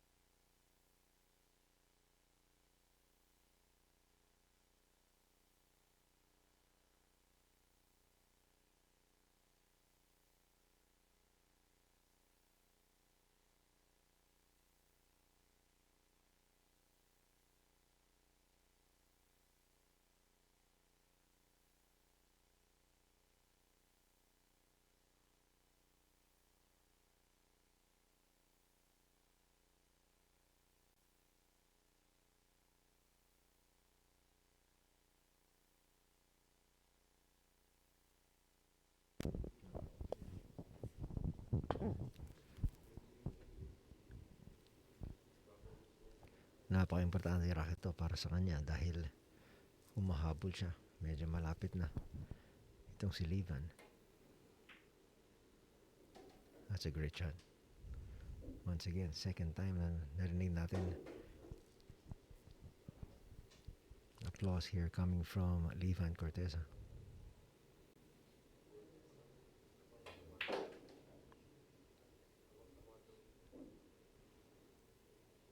Ano ba nakikita mo rito, Charles? So, ayun, medyo limited yung option niya para magpreparasyon sa 5 since dumikit yung pamato sa banda.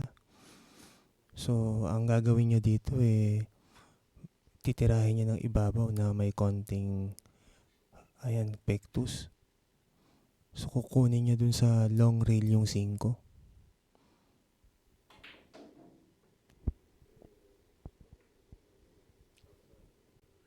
Ganun na nga yung kinalabasan. So, yan. Konting tulak na lang yan para sa 6. Ayun na, kung tutusin mo yun na siguro yung pinakamahirap na tira dito sa rack na to. Siyempre kanina nag-safety play na naman sila. So, ako wala na akong nakikitang problema dito para kay Carlo. Ganun na nga yung ginawa niya, kagaya nung nasabi ko kanina.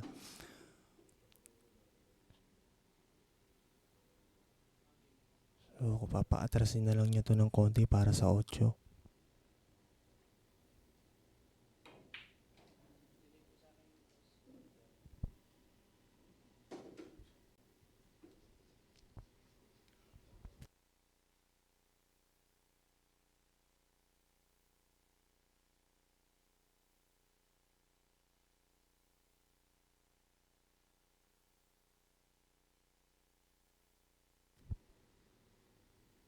So, konting tulak na lang para sa G's.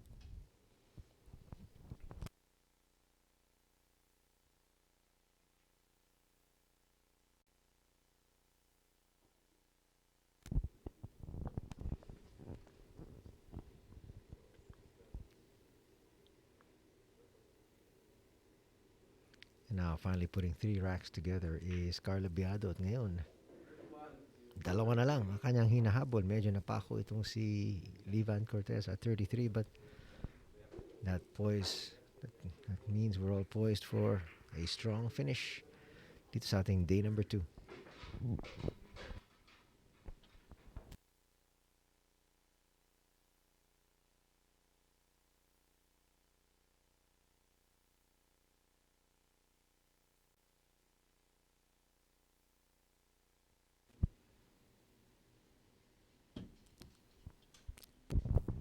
Hindi talaga nag-iiba ng pwesto itong si Carlo. Diyan pa rin talaga niya gusto sa may kalawang bahagi. Doon si Liva naman dito sa may kanan. Pero talaga hindi sila pinagpapala talaga dito sa break. Once again, it's another dry break and a chance for Corteza to get right back in. Medyo may kahirapan yung tira ni Corteza dito sa 1 since may kalayuan at sa kinalalagyan natin, sir, mukhang cover yung 1. So ngayon makita natin, one of the few push-outs we've seen. At the most, we've had 3 push-outs dito sa ating second day.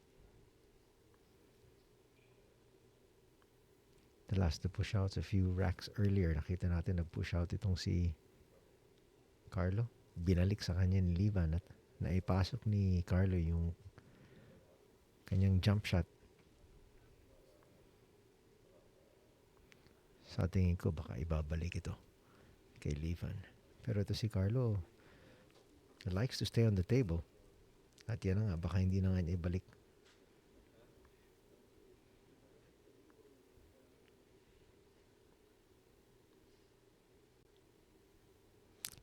Isa sa tinitig ng tira dito ni Carlo yung i-placing yung pamato o ibalik dyan sa kung saan yan kinalalagyan ngayon.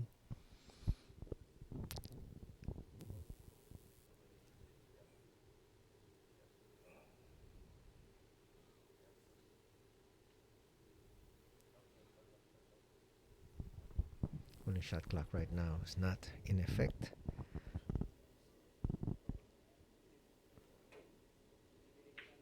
Might have come into play here, but kita mo, ginawa niya ron. Inuna banda niya para maging safety. Maganda naman yung kinalabasan ng tirang yun. Maganda nga yung resulta, Charles.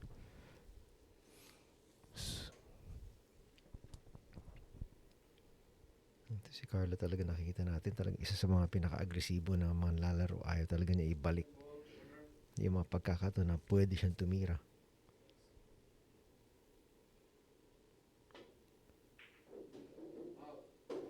And that's going to be a foul, ball in hand. So dito sa layout ng mesa ngayon, no, mukhang wala naman ako nakikitang magiging problema si Carlo Biado dito.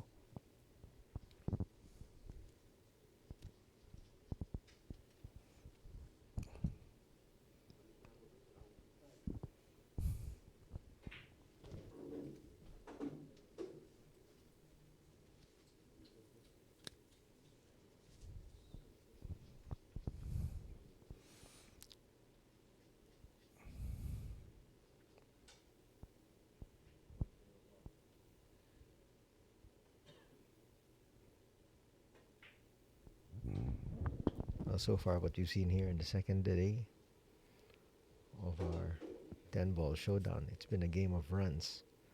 Biglang lumamang ng 4 early on itong si Carlo Biado. Napako siya. Hinabol siya nitong si Livan. Lumamang ng 4, 5 pa nga ang lamang ni Livan. At ngayon, it's a big run being put together here by Carlo just to get back in it. At sabi nga ni Charles, talagang wala nang problema dito sa rack na to. Dapat mapunta to kay Carlo.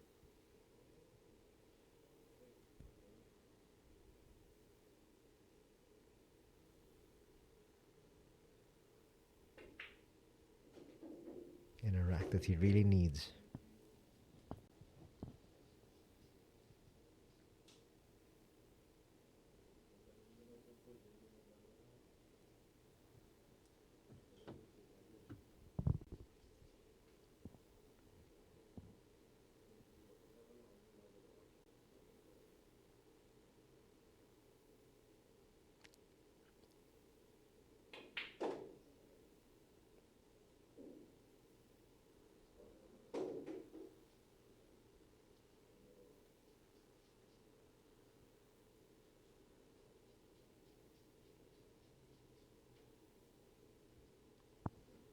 Talaga sinisigurado na ni Carlo to. Kanina naka-miscue pa siya.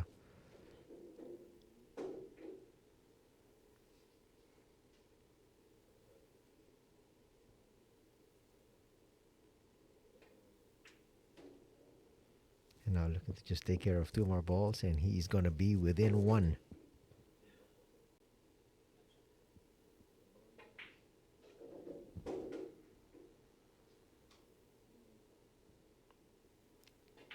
Bagsak ang 10 ball at ngayon isa na lang talaga ang lamang dito ni Corteza. 33-32 is our official tally.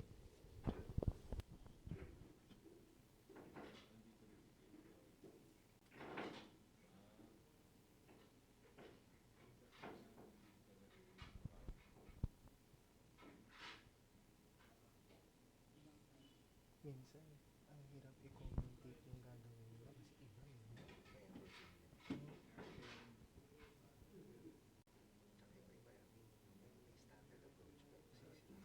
iba iba yung isip.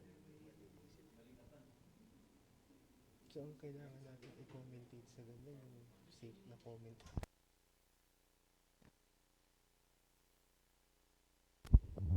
Hindi pa rin lumilipat ng pwesto to si Carlo. Talagang satisfied. Well, I guess kahit dry break, nakuha pa rin naman niya yung bola pabalik sa kanya. Ayan, kung ma-observe natin yung cue ball niya dito sa break na to, maganda yung kinalalagyan which is sa gitna ng table.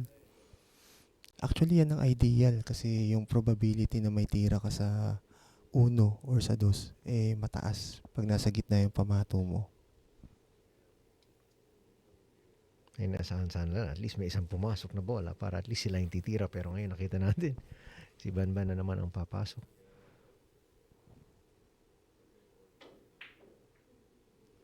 Oh, one of the few mistakes that Cortez has made here in the second day. At ito. Yan ang kahirapan dyan, Sir Anthony, pag medyo matagal kang nakaupo, medyo lumalamig yung tira mo. So, it's unavoidable to see yung mga madadaling tira sumablay. Ika nga nanlamig. So kailangan lang dito ni Carlo iwasan yung 9 at saka 4 papunta sa 2.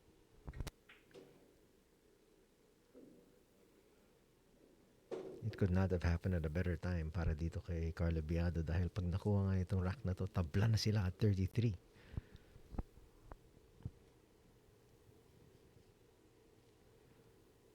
Well, inaasahan natin na maganda yung pagtatapos ng ating second day at ito na nga, git-gita na naman ang laban. Just when it looked like Corteza was on his way to a big romp, up by 5, unti-unti binura ni Carlo to. Itong nakikita natin o napapanood nating laban ngayon laban to ng dalawang world class player. Yan si Carlo Biado world number 1 yan. At ito naman si Vann Corteza nanalo to sa World Cup of Pool together with Dennis Orculio.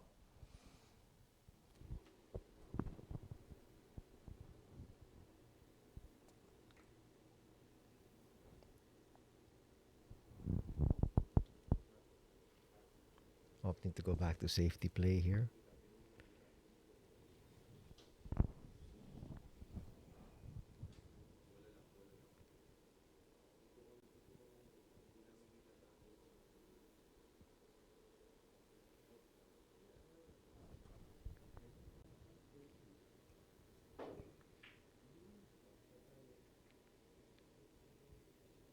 Able to make contact, but the problem is hindi naman yan naitago yung 3.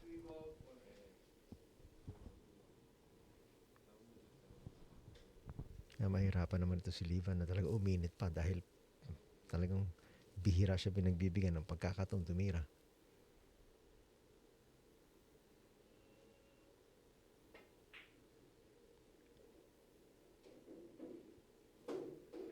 Nice speed hit that one. Kaya nakita natin medyo bumagsak pa rin. At biglang bumukas na yung table para dito kay Biado. Sa nakikita ko, Sir Anthony, mukhang itong rack na to kay Biado na naman.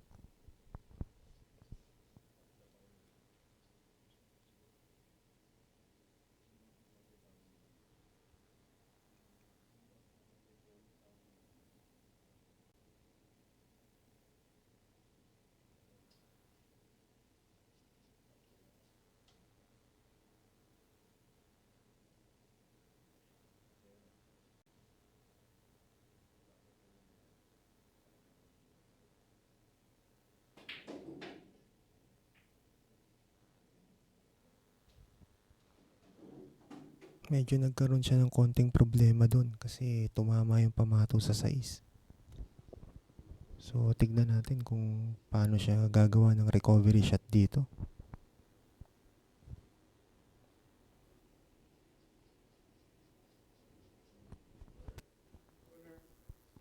Kita mo yung kalagayan ni Corteza doon. Matagal na siya nakaupo ron.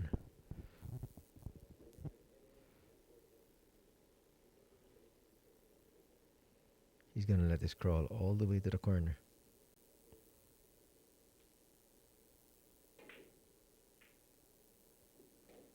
Nice pocket speed once again, pero natamaan nga ni 8, but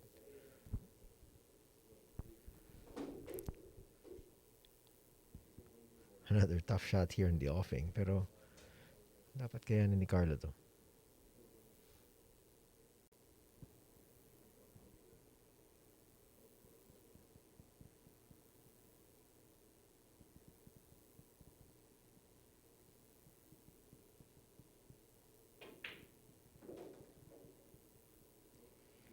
And now finally the hard work has been done.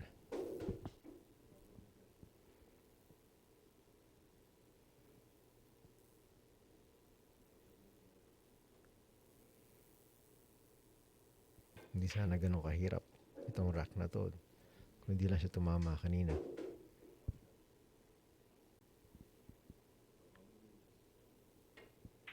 Pero nagawa niya na solusyon at ngayon tatabla na naman si Biado.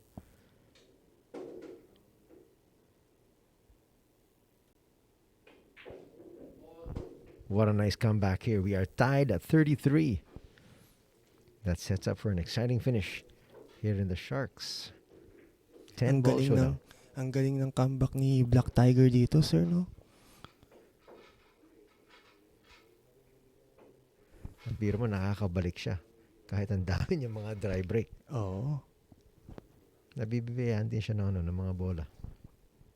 At hindi rin naman tapos itong si Corteza. So, galing sa point na to, mukhang mas magiging exciting tong laban na to. Kasi all na sila. Tiyak yun, tignan natin. Balik na naman siya doon sa may kalawa. Kahit na wala pa siya nakukuha ang bola dyan. Kahapon kasi nag-umpisa siya Ayan, sa may nag-iba gitna. siya ng break style, oh. Iniiwan niya na sa gitna yung pamado.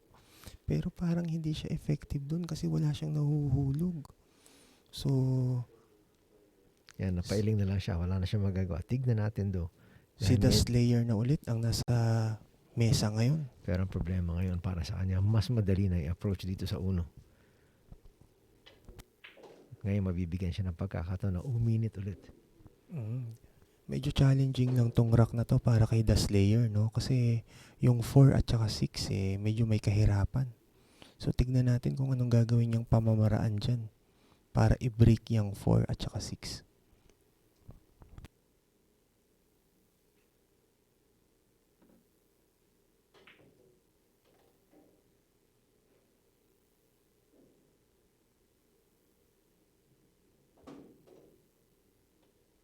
At yun ang sinasabi mo pagkatapos nitong 3. Kung saan niya may lalapit yung pamato. Para din sa... Mukhang iniisip niyang kunin sa side pocket yung 4. Brinake nga niya.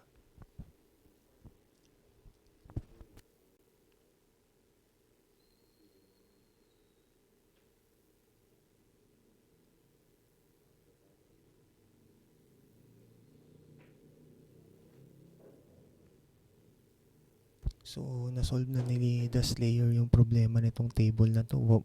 Wala na akong nakikitang problema para sa kanya. Ako mga titigil na yung 5 rack run na ginagawa nito si Biado.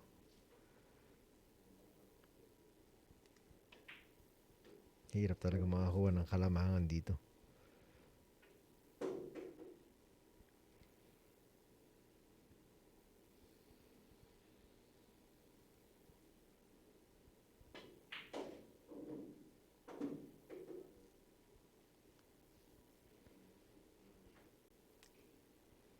At ngayon, lalamang na naman ito si Corteza.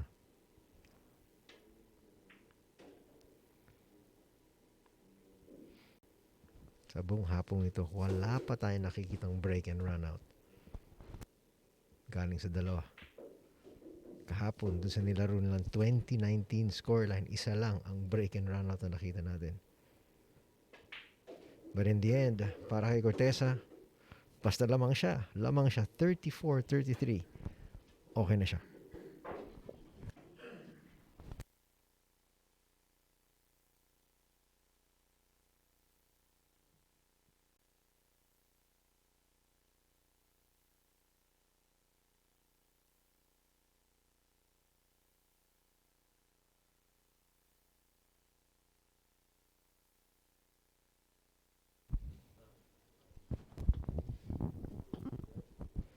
Mabibigyan ba siya ng isang bola rito?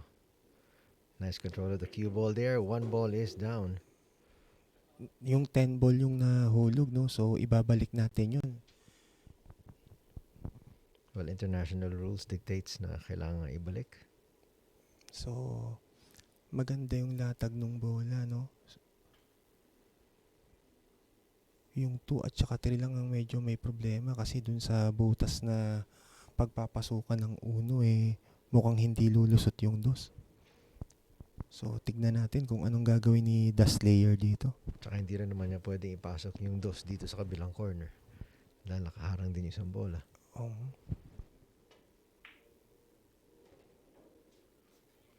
So he's gonna opt for the combination to be able to take it there. In that very same pocket.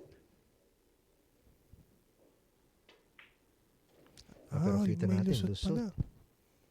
Wala na siyang problema dun. Medyo dinaya niya yung butas doon para maiwasan yung tres.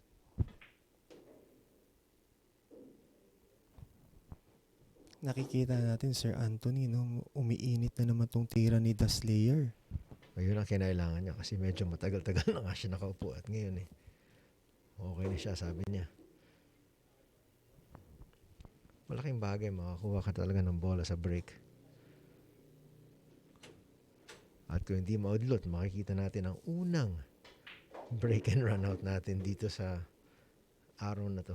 Sa kalibre nitong mga players natin ang nagdidikta talaga ng mananalo dito yung mga break nila. Tapos meron naman tayong winner's break format dito So kailangan pag nakuha mo talaga, nasolusyonan mo yung break, pwede mo talagang tapusin yung kalaban mo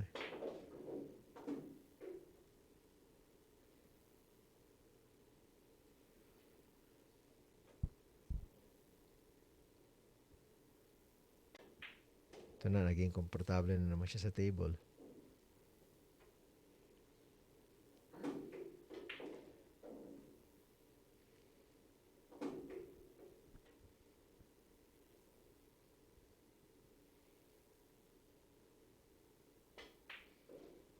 Well, the very first break and run out here on day number 2 will help Vann Corteza. At lalamang na siya ng dalawa, 35-33.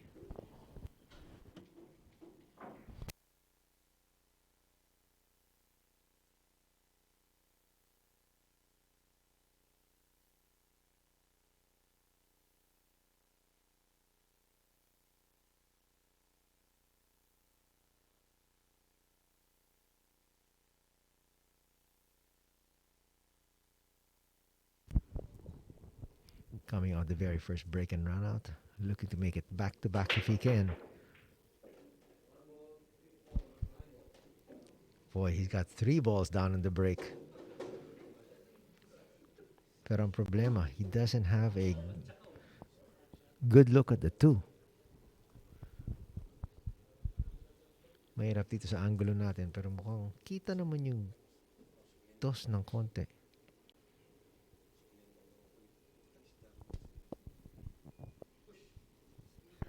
Well, there's confirmation. He cannot see the 2 and so he's gonna opt for a push. Kumukuha na sana siya ng konting momentum. Biglang naitigil na naman siya.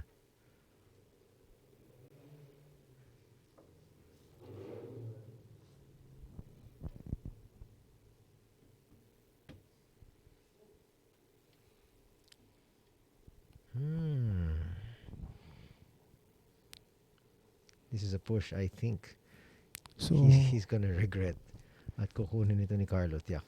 kaya niya dyan nilagay yung pamato medyo may kahirapan kasi preparasyonan yung tres. Kasi medyo malayo. So, ang option dito ni Carlo, it's either paatrasin niya o ibabawi niya. Tignan natin kung anong gagawin ni Black Tiger dyan. Mukhang magpapaatras siya, Sir Anthony. At kita mo talagang kaya nakaganon yung posisyon ng cue stick. Pero una sa lahat kailangan muna niyang makuha yung 2 at nakuha na nga niya. Medyo sumabit lang sa banda, no? Pero, ayun, may tira naman siya sa tres.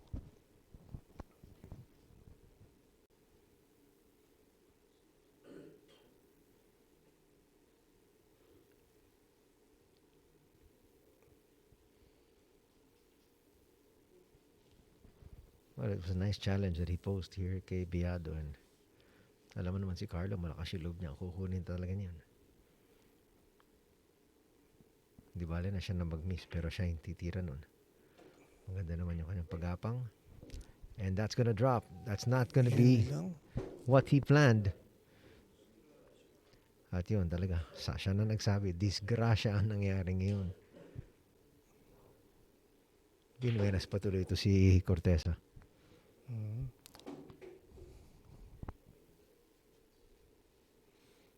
Open na yung table, Anthony. So, wala na akong nakikitang problema dito para kay The Slayer. Pwede na nating ibigay itong rack na to para sa kanya. Lamang siya na 5. Nahabol siya rito ni Biado. At ngayon, mukhang lalamang na naman siya ng 3.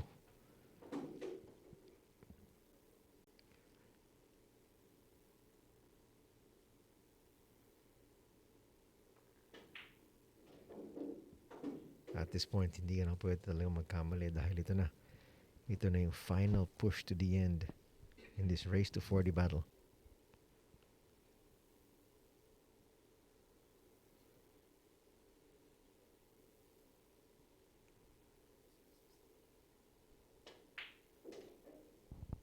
And just like that, biglang 3 na naman ang kalamangan ni Corteza. 35-38 no? 36-33.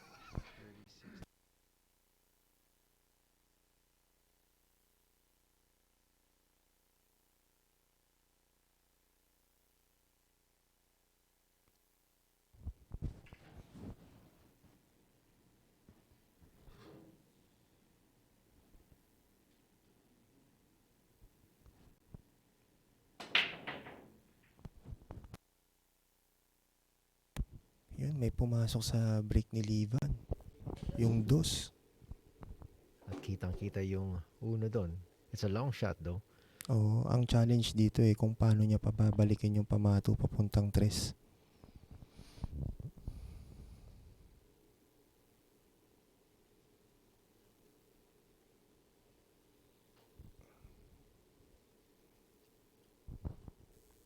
Pero para kay Corteza, okay lang yun. Sabi niya, di ba alin ang basta akong tumitira. Nakaupo si Biado, wala siya masyadong gagawa. Ang konti ng angle niya, pero sinugal na niya yung tirang yun. Kasi yun lang ang paraan dun Pero hindi maganda kinalabasan kasi tumago sa 8 yung pamato.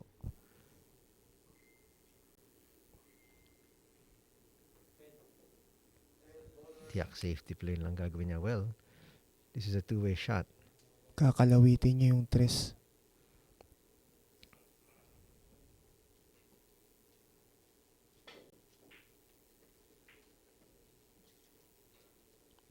At mukhang magiging maganda yung resulta. Hindi, it's gonna drop. At ngayon, makikita natin, ball in hand para kay Biado. Sugal na lang talagang ginawa niya ron.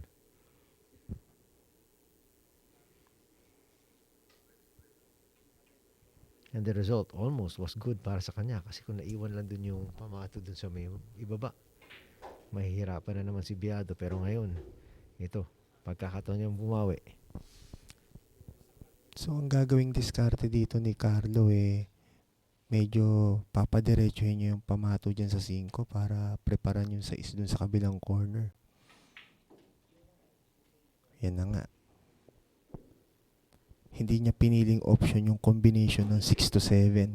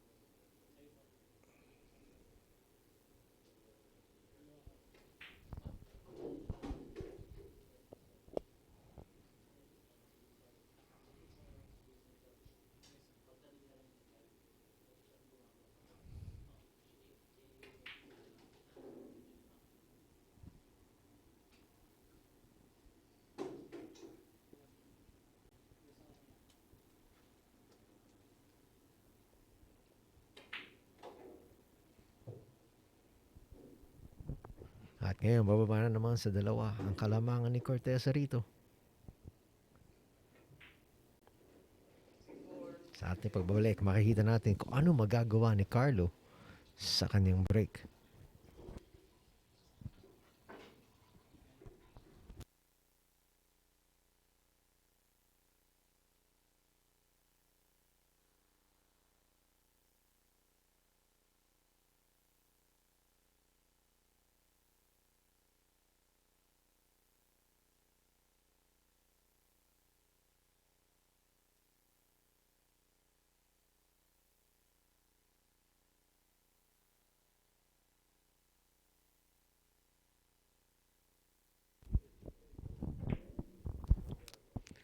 Pumasok yung isa.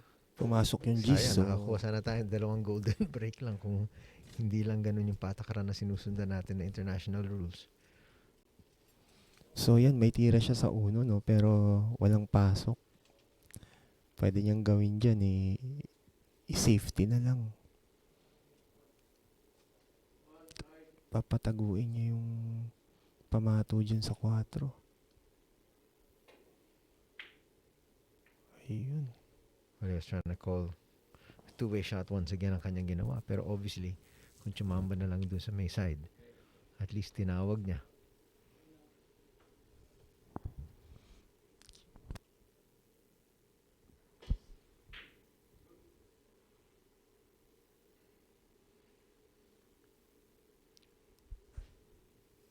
Naitago man niya doon sa likuran Ng 6. ng 6. Sa angulo, stop angle natin, parang yun na nga.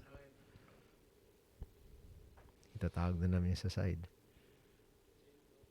But obviously another two-way shot here, there. He's got a full eclipse.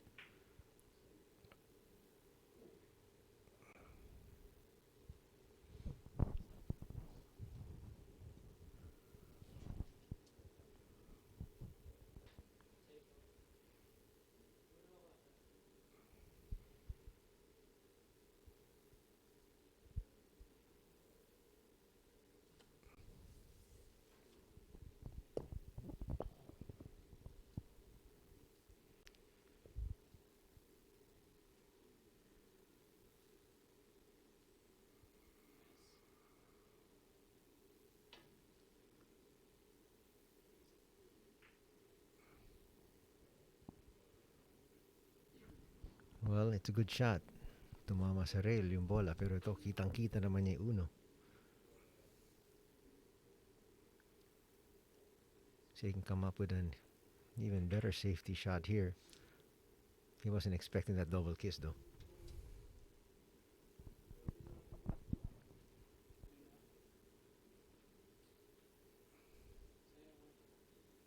Ito, kita na naman ang uno. No direct pocket though.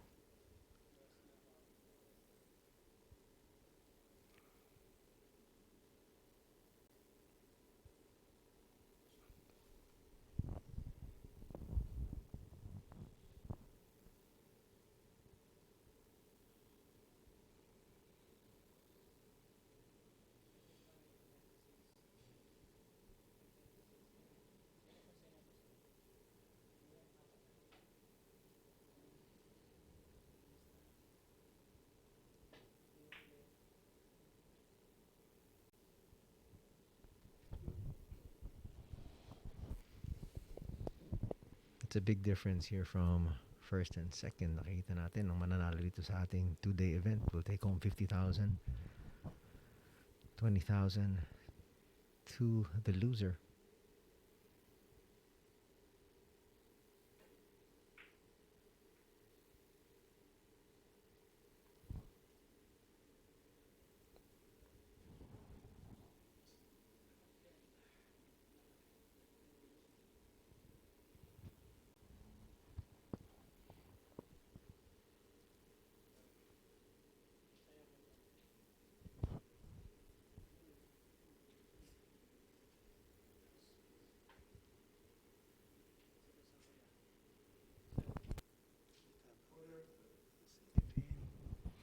So, babandahin nyo to para i-kombinasyon yung 7.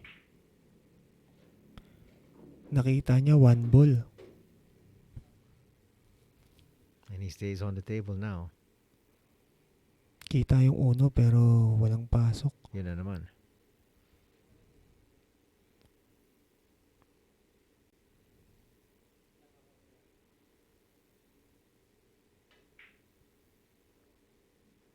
He was trying to marry that ball right behind that 9, pero hindi nga niya nagawa.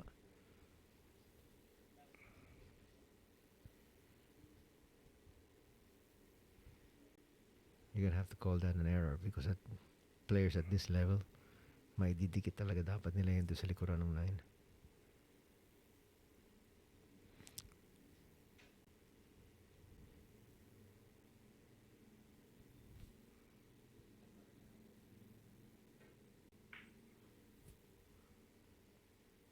At ngayon, babawian naman siya.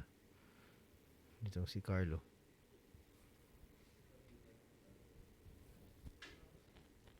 He might have a little bit of an alley though.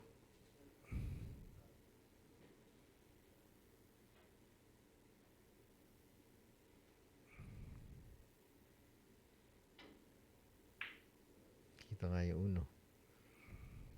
But again, not too much you can do about it.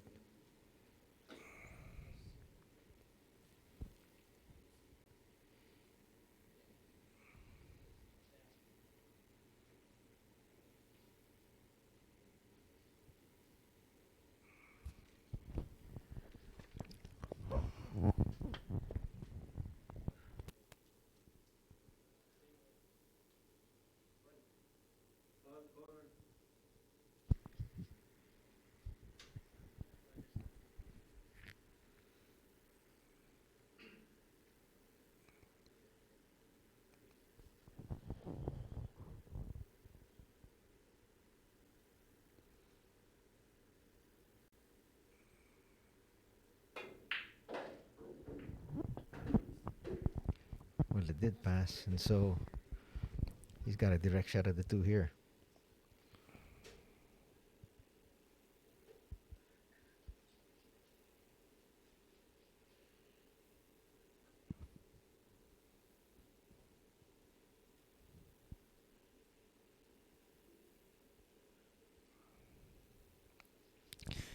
Medyo may kahirapan yung pinaplano niyang gawin kasi pipigilan niya yung pamato eh. Cut shot yung tira sa dos.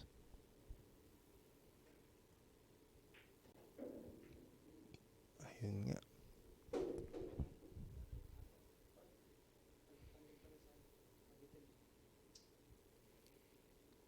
May konting trabaho pa siyang pwedeng gawin. Kailangan gawin dito. Oo, kasi kung ipapasok niya yung 3 sa side pocket, medyo lalayo yung pamato sa 4.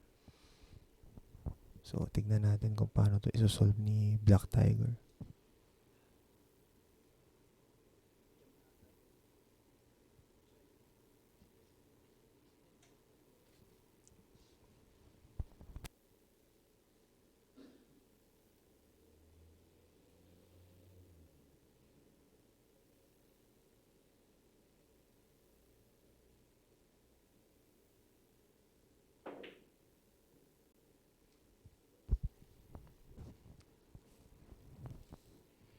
That was always in the cards. Na Chance na sinisigurado niya na may balik sana niya yung pamato doon para sa 4.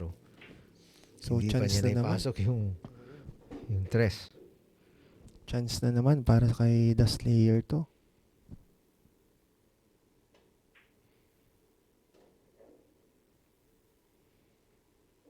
That's gonna move him much closer to the required number of 40 racks to win this 2-day event.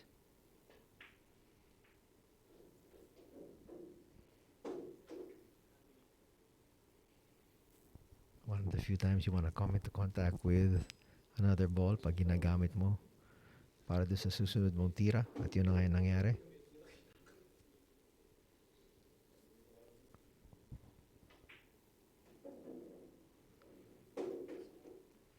Puro stop mo na lang to halos. At yun na nga. At lalaki lalo ang kalamangan. As we see Corteza inching his way towards the desired number of 40.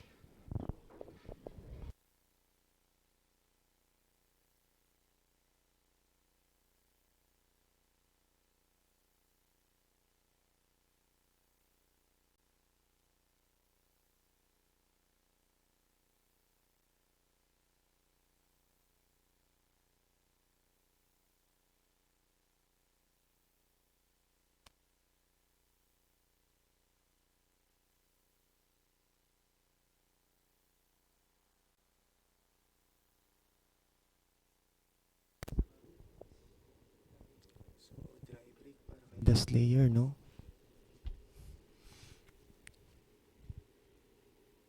So, iniwanan niya si Carlo ng cover. Cover yung uno. So, ang option dito ni Carlo ipupush niya to. I think that's really the only option. Tignan natin kung saan niya ipupush to.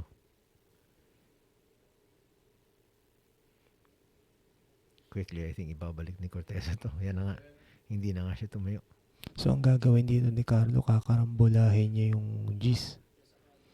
Sabi ni Corteza, hindi niya nakita yun. Ako, combination niya sa 7. Ayun, At nakuha. hinabol na nga niya yung 10 at yun na nga. Sabi ni Corteza, hindi ko nakita yun. Ginamit niya yung opportunity na 1 ball yung 7 tsaka 1. Nakita ni Black Tiger yun. At yun, nag-usap silang dalawa. Malaking bagay yun. Dahil makakalapit na naman siya rito. He'll be breaking. Let's see if he opts to still stay on that side of the left.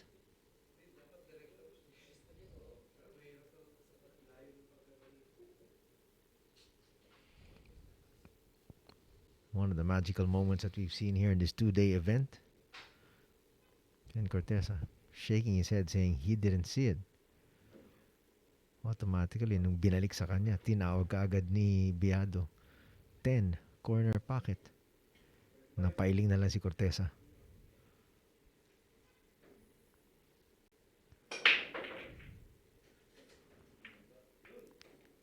May pumasok na sa wakas.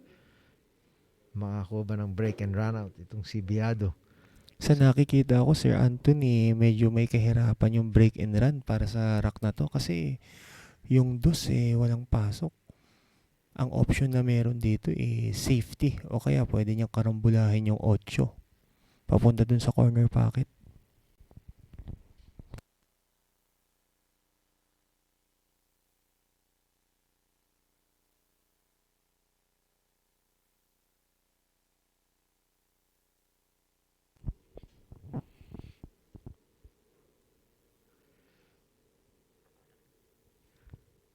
Calling the 10 in the corner. It's going to be another prayer. Let's see if it's answered. Not that time. And that is a poor layout to be able to give here to Corteza.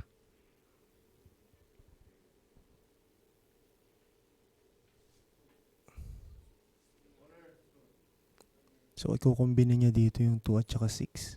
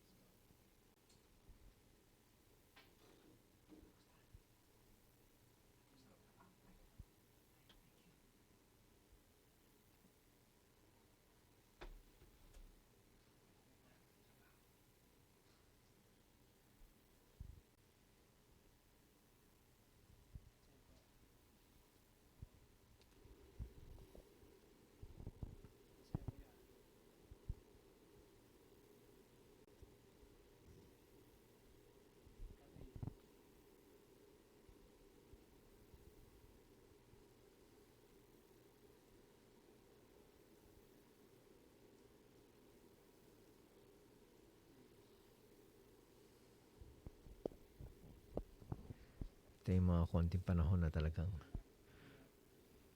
yung shot clock would have been a factor, but they did not employ the shot clock. So talagang magagawa ng paraan ng mga player. Lahat ng mga pwede nilang isipin, pwede nilang gawin dito. At yun nga, ang ganda ng ginawa rito ni Carlo. Locking up itong si Corteza.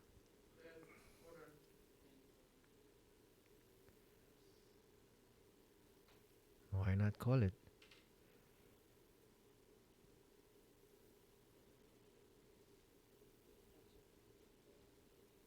Gagamit siya dito ng 2-rail para bandahin yung dos na yan. Tignan natin kung makuha to ni The Slayer.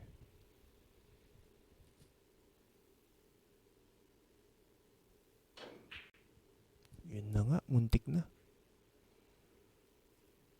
So, chance again para kay The Black Tiger, Carlo Biado. Ito na. Pagkakataon na niya to, sabi niya. That would have been a heck of a shot here coming from Corteza.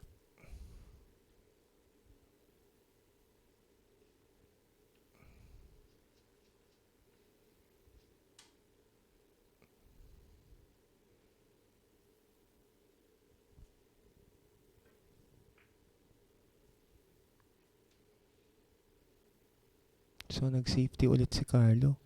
Mukhang walang pasok kanina yung dos kasi dahil dyan sa 6. Kanina pa talaga sila nahihirapan dito.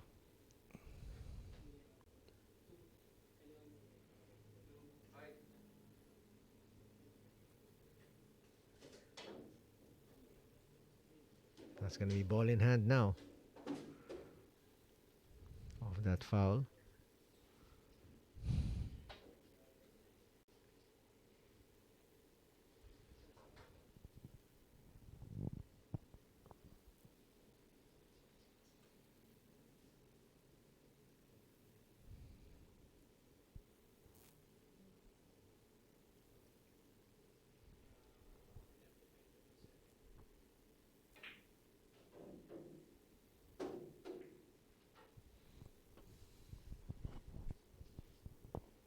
One of the few times nakita natin pwede maging agresibo ang dalawang players na to.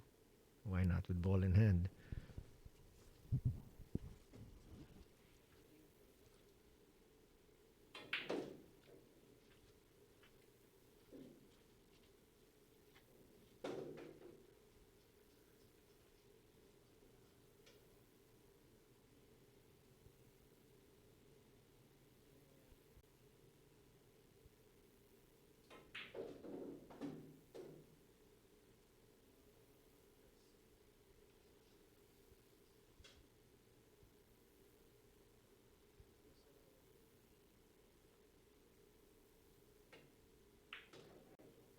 At ngayon wala na masyadong mahirap na tira rito.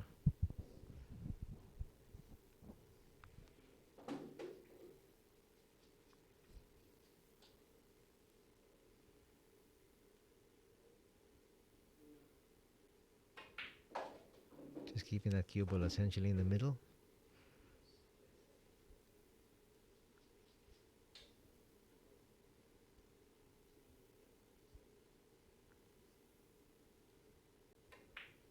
At lalapit na naman itong si Carlo.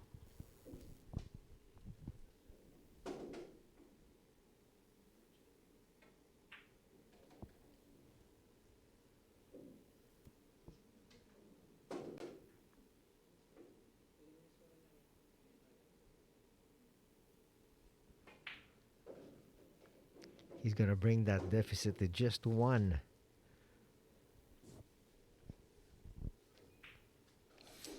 It's now 37-36. Lamang pa rin ng isa.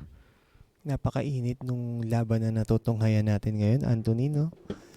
Ito naman ang inaasahan natin eh. Walang may gustong bumitaw.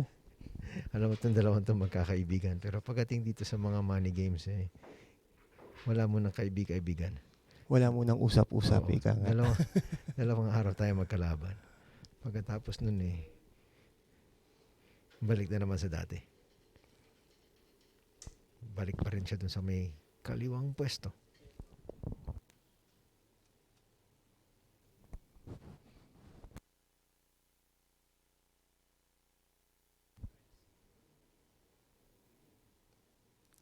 Nako, Anthony, dry break para kay The Black Tiger. At open yung uno. Yun ang problema ngayon. Pagkakataon na naman ni Corteza to be able to try to reopen that 2-rack advantage. Open yung uno tapos medyo may kadali ang preparasyon para sa dos yan.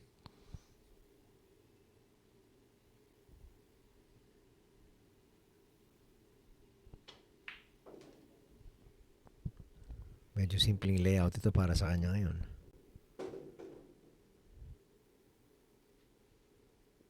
Sakto to para kay Vann. Sabi niya, ito yung kailangan ko para medyo mapaupo ko ng konti si Carlo.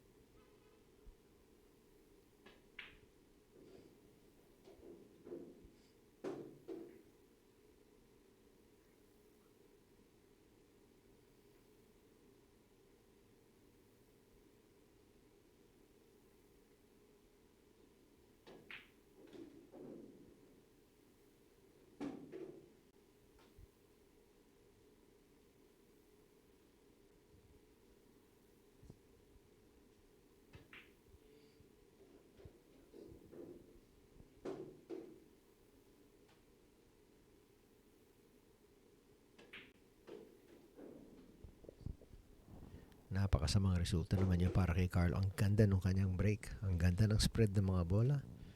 Kaso lang, ni isa walang bumaba. What could have easily been a break and run out here para kay Carlo Biado. He hands an easy rack to Vann.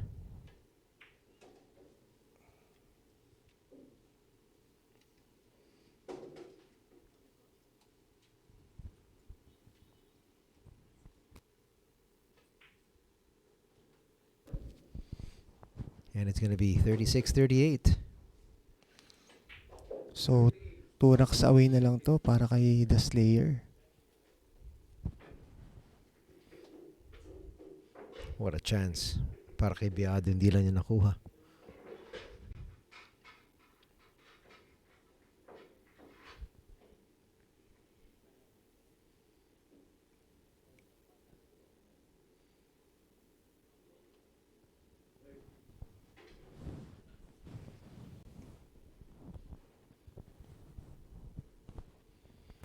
Yung kalawang bahagi para kay Carlo, kay kanan.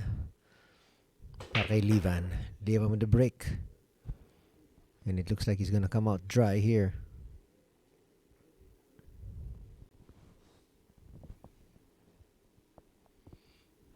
So, dry break para kay The Slayer.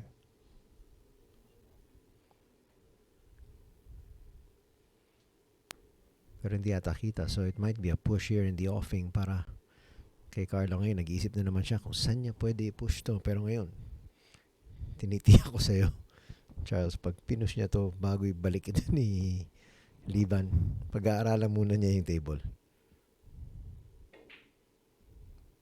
Siyempre, medyo nadala siya kanina, no? Ipapasok pa niya to, hindi. Ilalapit niya sa butas.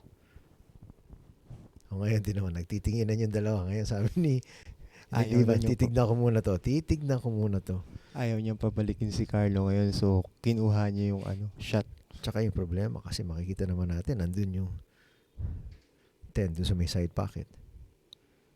So, jump shotin niya yan. Yan na lang naman yung problema dito sa rack na to, yung uno eh. Since yung dos naman medyo malapit na sa butas.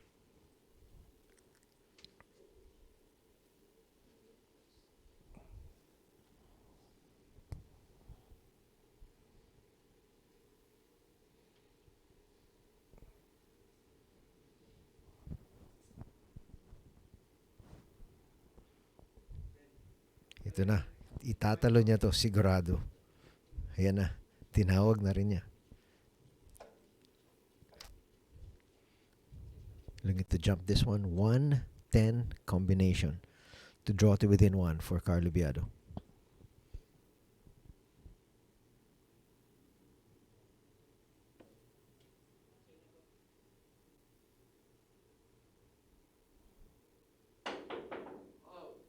Tumama doon sa 3. At foul siya. So, dito merong tira si The Slayer. Ano kayang gagawin niya? Malamang, i-combination na rin niya yung G's. Since Sabi marapit niya, to sa... yung hindi mo nakuha, ako na. Bakit?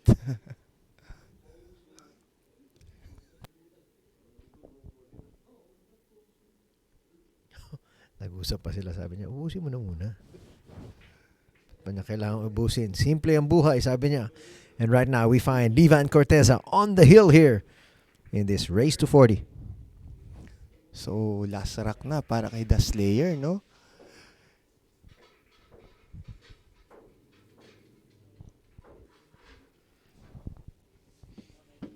Kita naman natin itong mga dalawang to. Nagbabalik-balikan. To start off this day, lamang si Biado, 2019. Tapos lumamang pa siya ng 5. Nahabol siya ni Vann. Lumamang ng 5 si Vann. Tapos humabol naman si Carlo at naitabla. Pero ngayon, Vann Corteza with a comfortable lead. Though he comes up dry here, he's on the hill.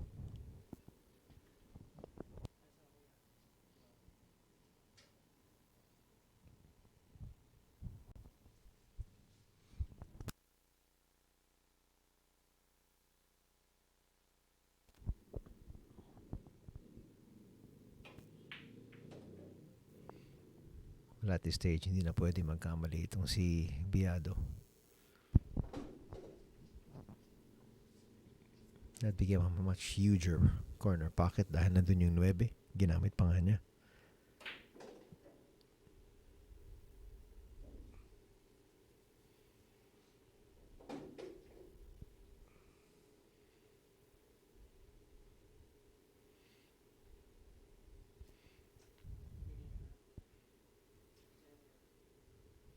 It'll be nice for Carlo to pick up some sort of rhythm here just to be able to get this rack.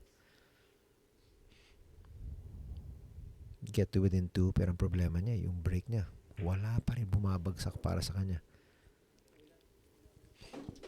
So already thinking forward because itong rack na to, tiyak mapupunta sa kanya.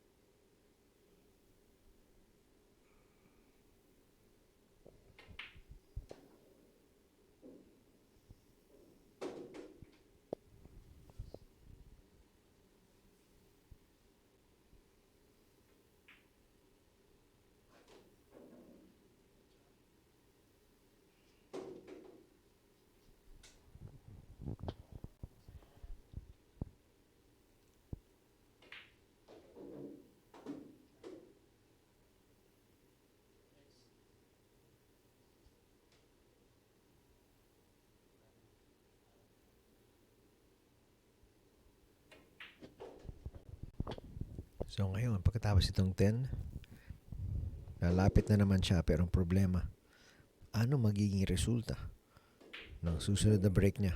It is now 39-37.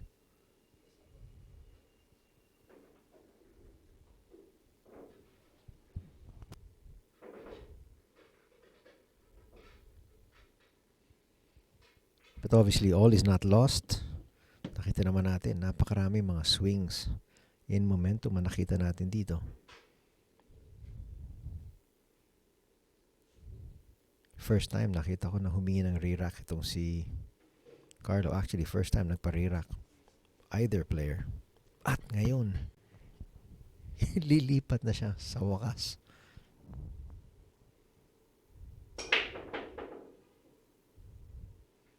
Pero ano yung resulta? Pabagsak yung dos. Pumasok. Kaya lang hindi kagandahan yung tira sa niya sa uno kasi cover sa 6 yung pamato eh. For the very first time, lumipat si Carlo dun sa may kanang bahagi. It turned out okay. May pumasok na bola. Pero katulad na sinabi mo, anong gagawin niya rito?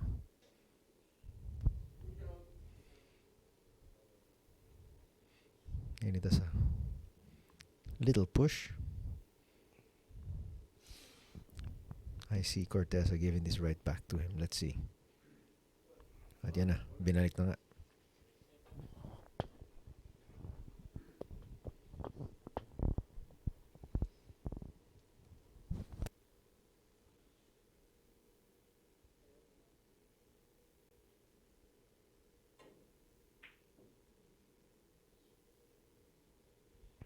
That's a good effort.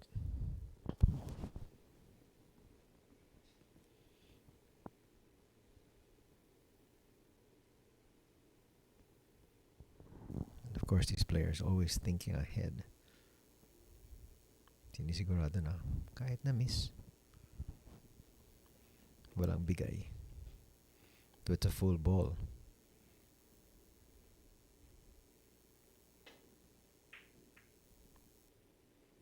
So Vann can come up with a counter safety. And he stops perfectly.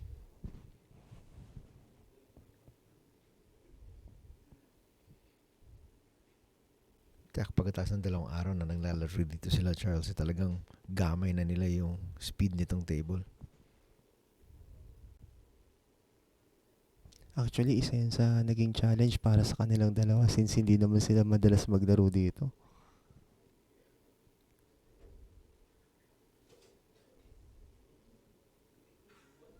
So, nag-intentional foul dito si Black Tiger, no? iniwanan niya ng puzzle dito si The Slayer. Ayan nga, yung 4-7-10 na cluster ng bola. Sabi niya, sige, bibigay ko na siya yung uno. Pero marami pang kailangan mangyari. At marami pang pwedeng gawin dito sa larong ito.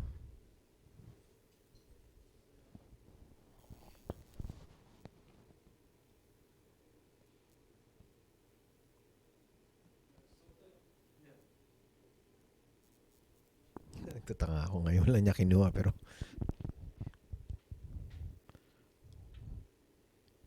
it is ball in hand.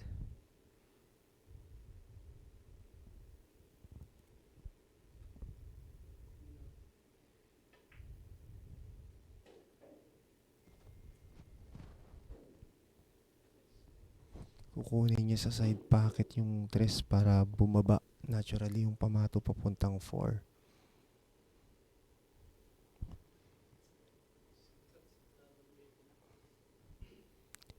Ini-aim niyang ma-break base dito sa nakikita natin, Anthony, no? Tatargetin niya yung cluster ng bola. At pag nagawa niya yun, Depende pa rin kung magiging open yung 4.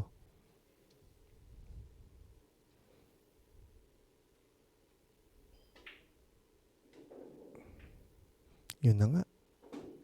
What a shot. he can cut From that into the the 4 Slayer. now. May tira siya ngayon sa 4. Tsaka may babalik naman niya yun dito para sa baba. Kahit sa make it na lang para dito sa orange 5.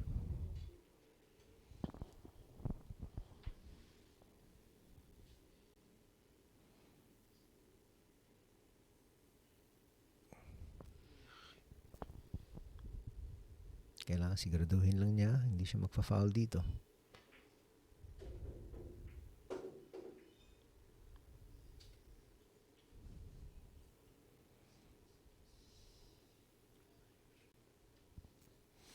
Medyo hindi niya nagustuhan yung pagtama ng pamato sa 8, no? Pero sa nakikita ko okay pa rin naman siya. Since malapit naman yung sa isa butas. Pwede naman niya gawa ng paraan.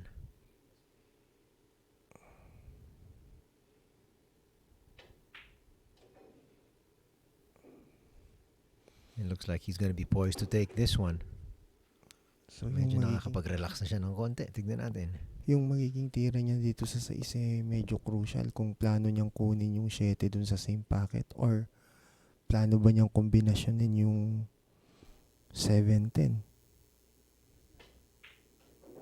Aba, brinik niya. Nanigurado na siya.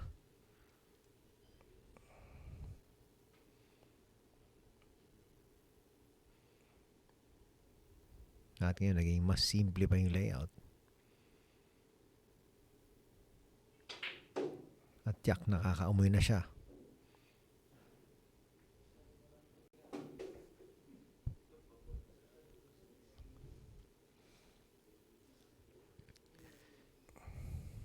And looks like Vann Corteza is going to take this 10-ball showdown, the very first event here at Sharks for the professionals.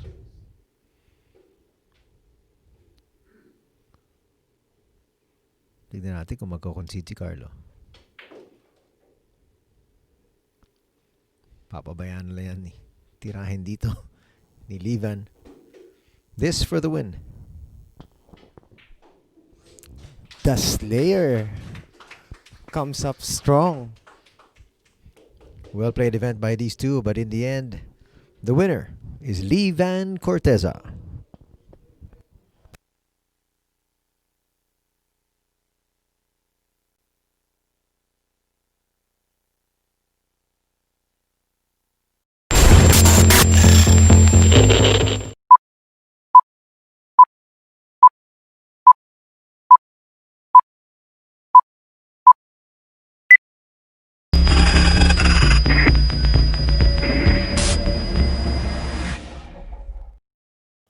At ngayon makikita natin yung dalawang naglaban. Kausapin muna natin yung nanalo. It was a game of runs. Nakita natin, lumamang siya dito na 5. Humabol ka, lumamang ka, nahabol ka. Ano ba talaga nangyari dito sa hapong ito? Isa laban namin ni Carlo kanina, iniisip iniisip ko lang din na kahit na lumamang siya ng 5 game, iniisip ko lang na stay focus lang sa laban. Tsaka yun na nga, naghabulan na kami sa kalagitnaan. Although, binenas lang din. Kaya ako nanalo. Napabor yung bola. So, buenas lang talaga. Ikaw naman nung lumamang ka ng maaga, ano ba naisip mo? Sabi mo, baka ito na yun. Medyo lalamang ako na sana. Hindi, nung lumamang ako kanina, hindi naman ako nagkumpiyansa na dun sa laban namin. Siyempre gusto ko ma-murder ko siya. Kaya lang talagang hindi bumibigay yung break ko. Katulad nung kanina, nung humabol siya, na naka-all siya, tapos lumamang siya, at humabol na naman ako. Nung nag-35 all kami, sabi ko, ito na siguro yung chance ko para maka-arangkada. Kaya lang, talagang kalaban ko yung bola. Hindi ako nakakahulog sa break at saka hindi pabor yung bola sa akin. Kaya, ayun ang kinatalo ko. Ikaw naman ikaw lang hata nakakuha ng isang break at run out dito buong hapon na to. At talagang mukhang nag-struggle talaga kayong dalawa sa break. Kasi may kahirapan din sa Sarguan itong mesa dahil although maganda yung tablecloth, napaka-dulas. Kaya sabi ko nga sa break, lakasan ko na lang, baka sakali na lang din. Tingnan natin. Anyway, it was a great 2 days. Congratulations sa iyo. Yes, go ahead. Sige, go. Bumati ka muna. Sa lahat ng mga viewers, next week, Saturday, Sunday, doubles naman. Ako si Anton and Carlo Jericho. Next week na po yan, abangan nyo. Sige, ikaw naman. Bumati ka na at mag-invite ka ulit. Sabi niya na eh. Baka gusto mo bumati. Sabi niya pa, pasalamat na lang ako sa sponsor ko, Predator Q, CPBA, at saka lalo-lalo na si Boss Adley, Boss Ferry, at Ma'am Berna. May-ari nitong itong dating Bagsy promotion ngayon, Sharks na, no? So, thank you sa kanila dahil nagkaroon ulit ng ganitong event. So, nakaka-excite. Kaya, thank you sa kanila. So, tiyak, mas maganda yung laban natin. Ikaw, last words galing sa champion. Unang-una, nagpapasalamat talaga sa nag-sponsor, nag-invite sa amin, mga Mariano family, and sa Sharks. Tsaka, sana tuloy-tuloy itong palaban ni Boss. Okay, once again, congratulations. Good game pare. Magkita-kita po tayo next week.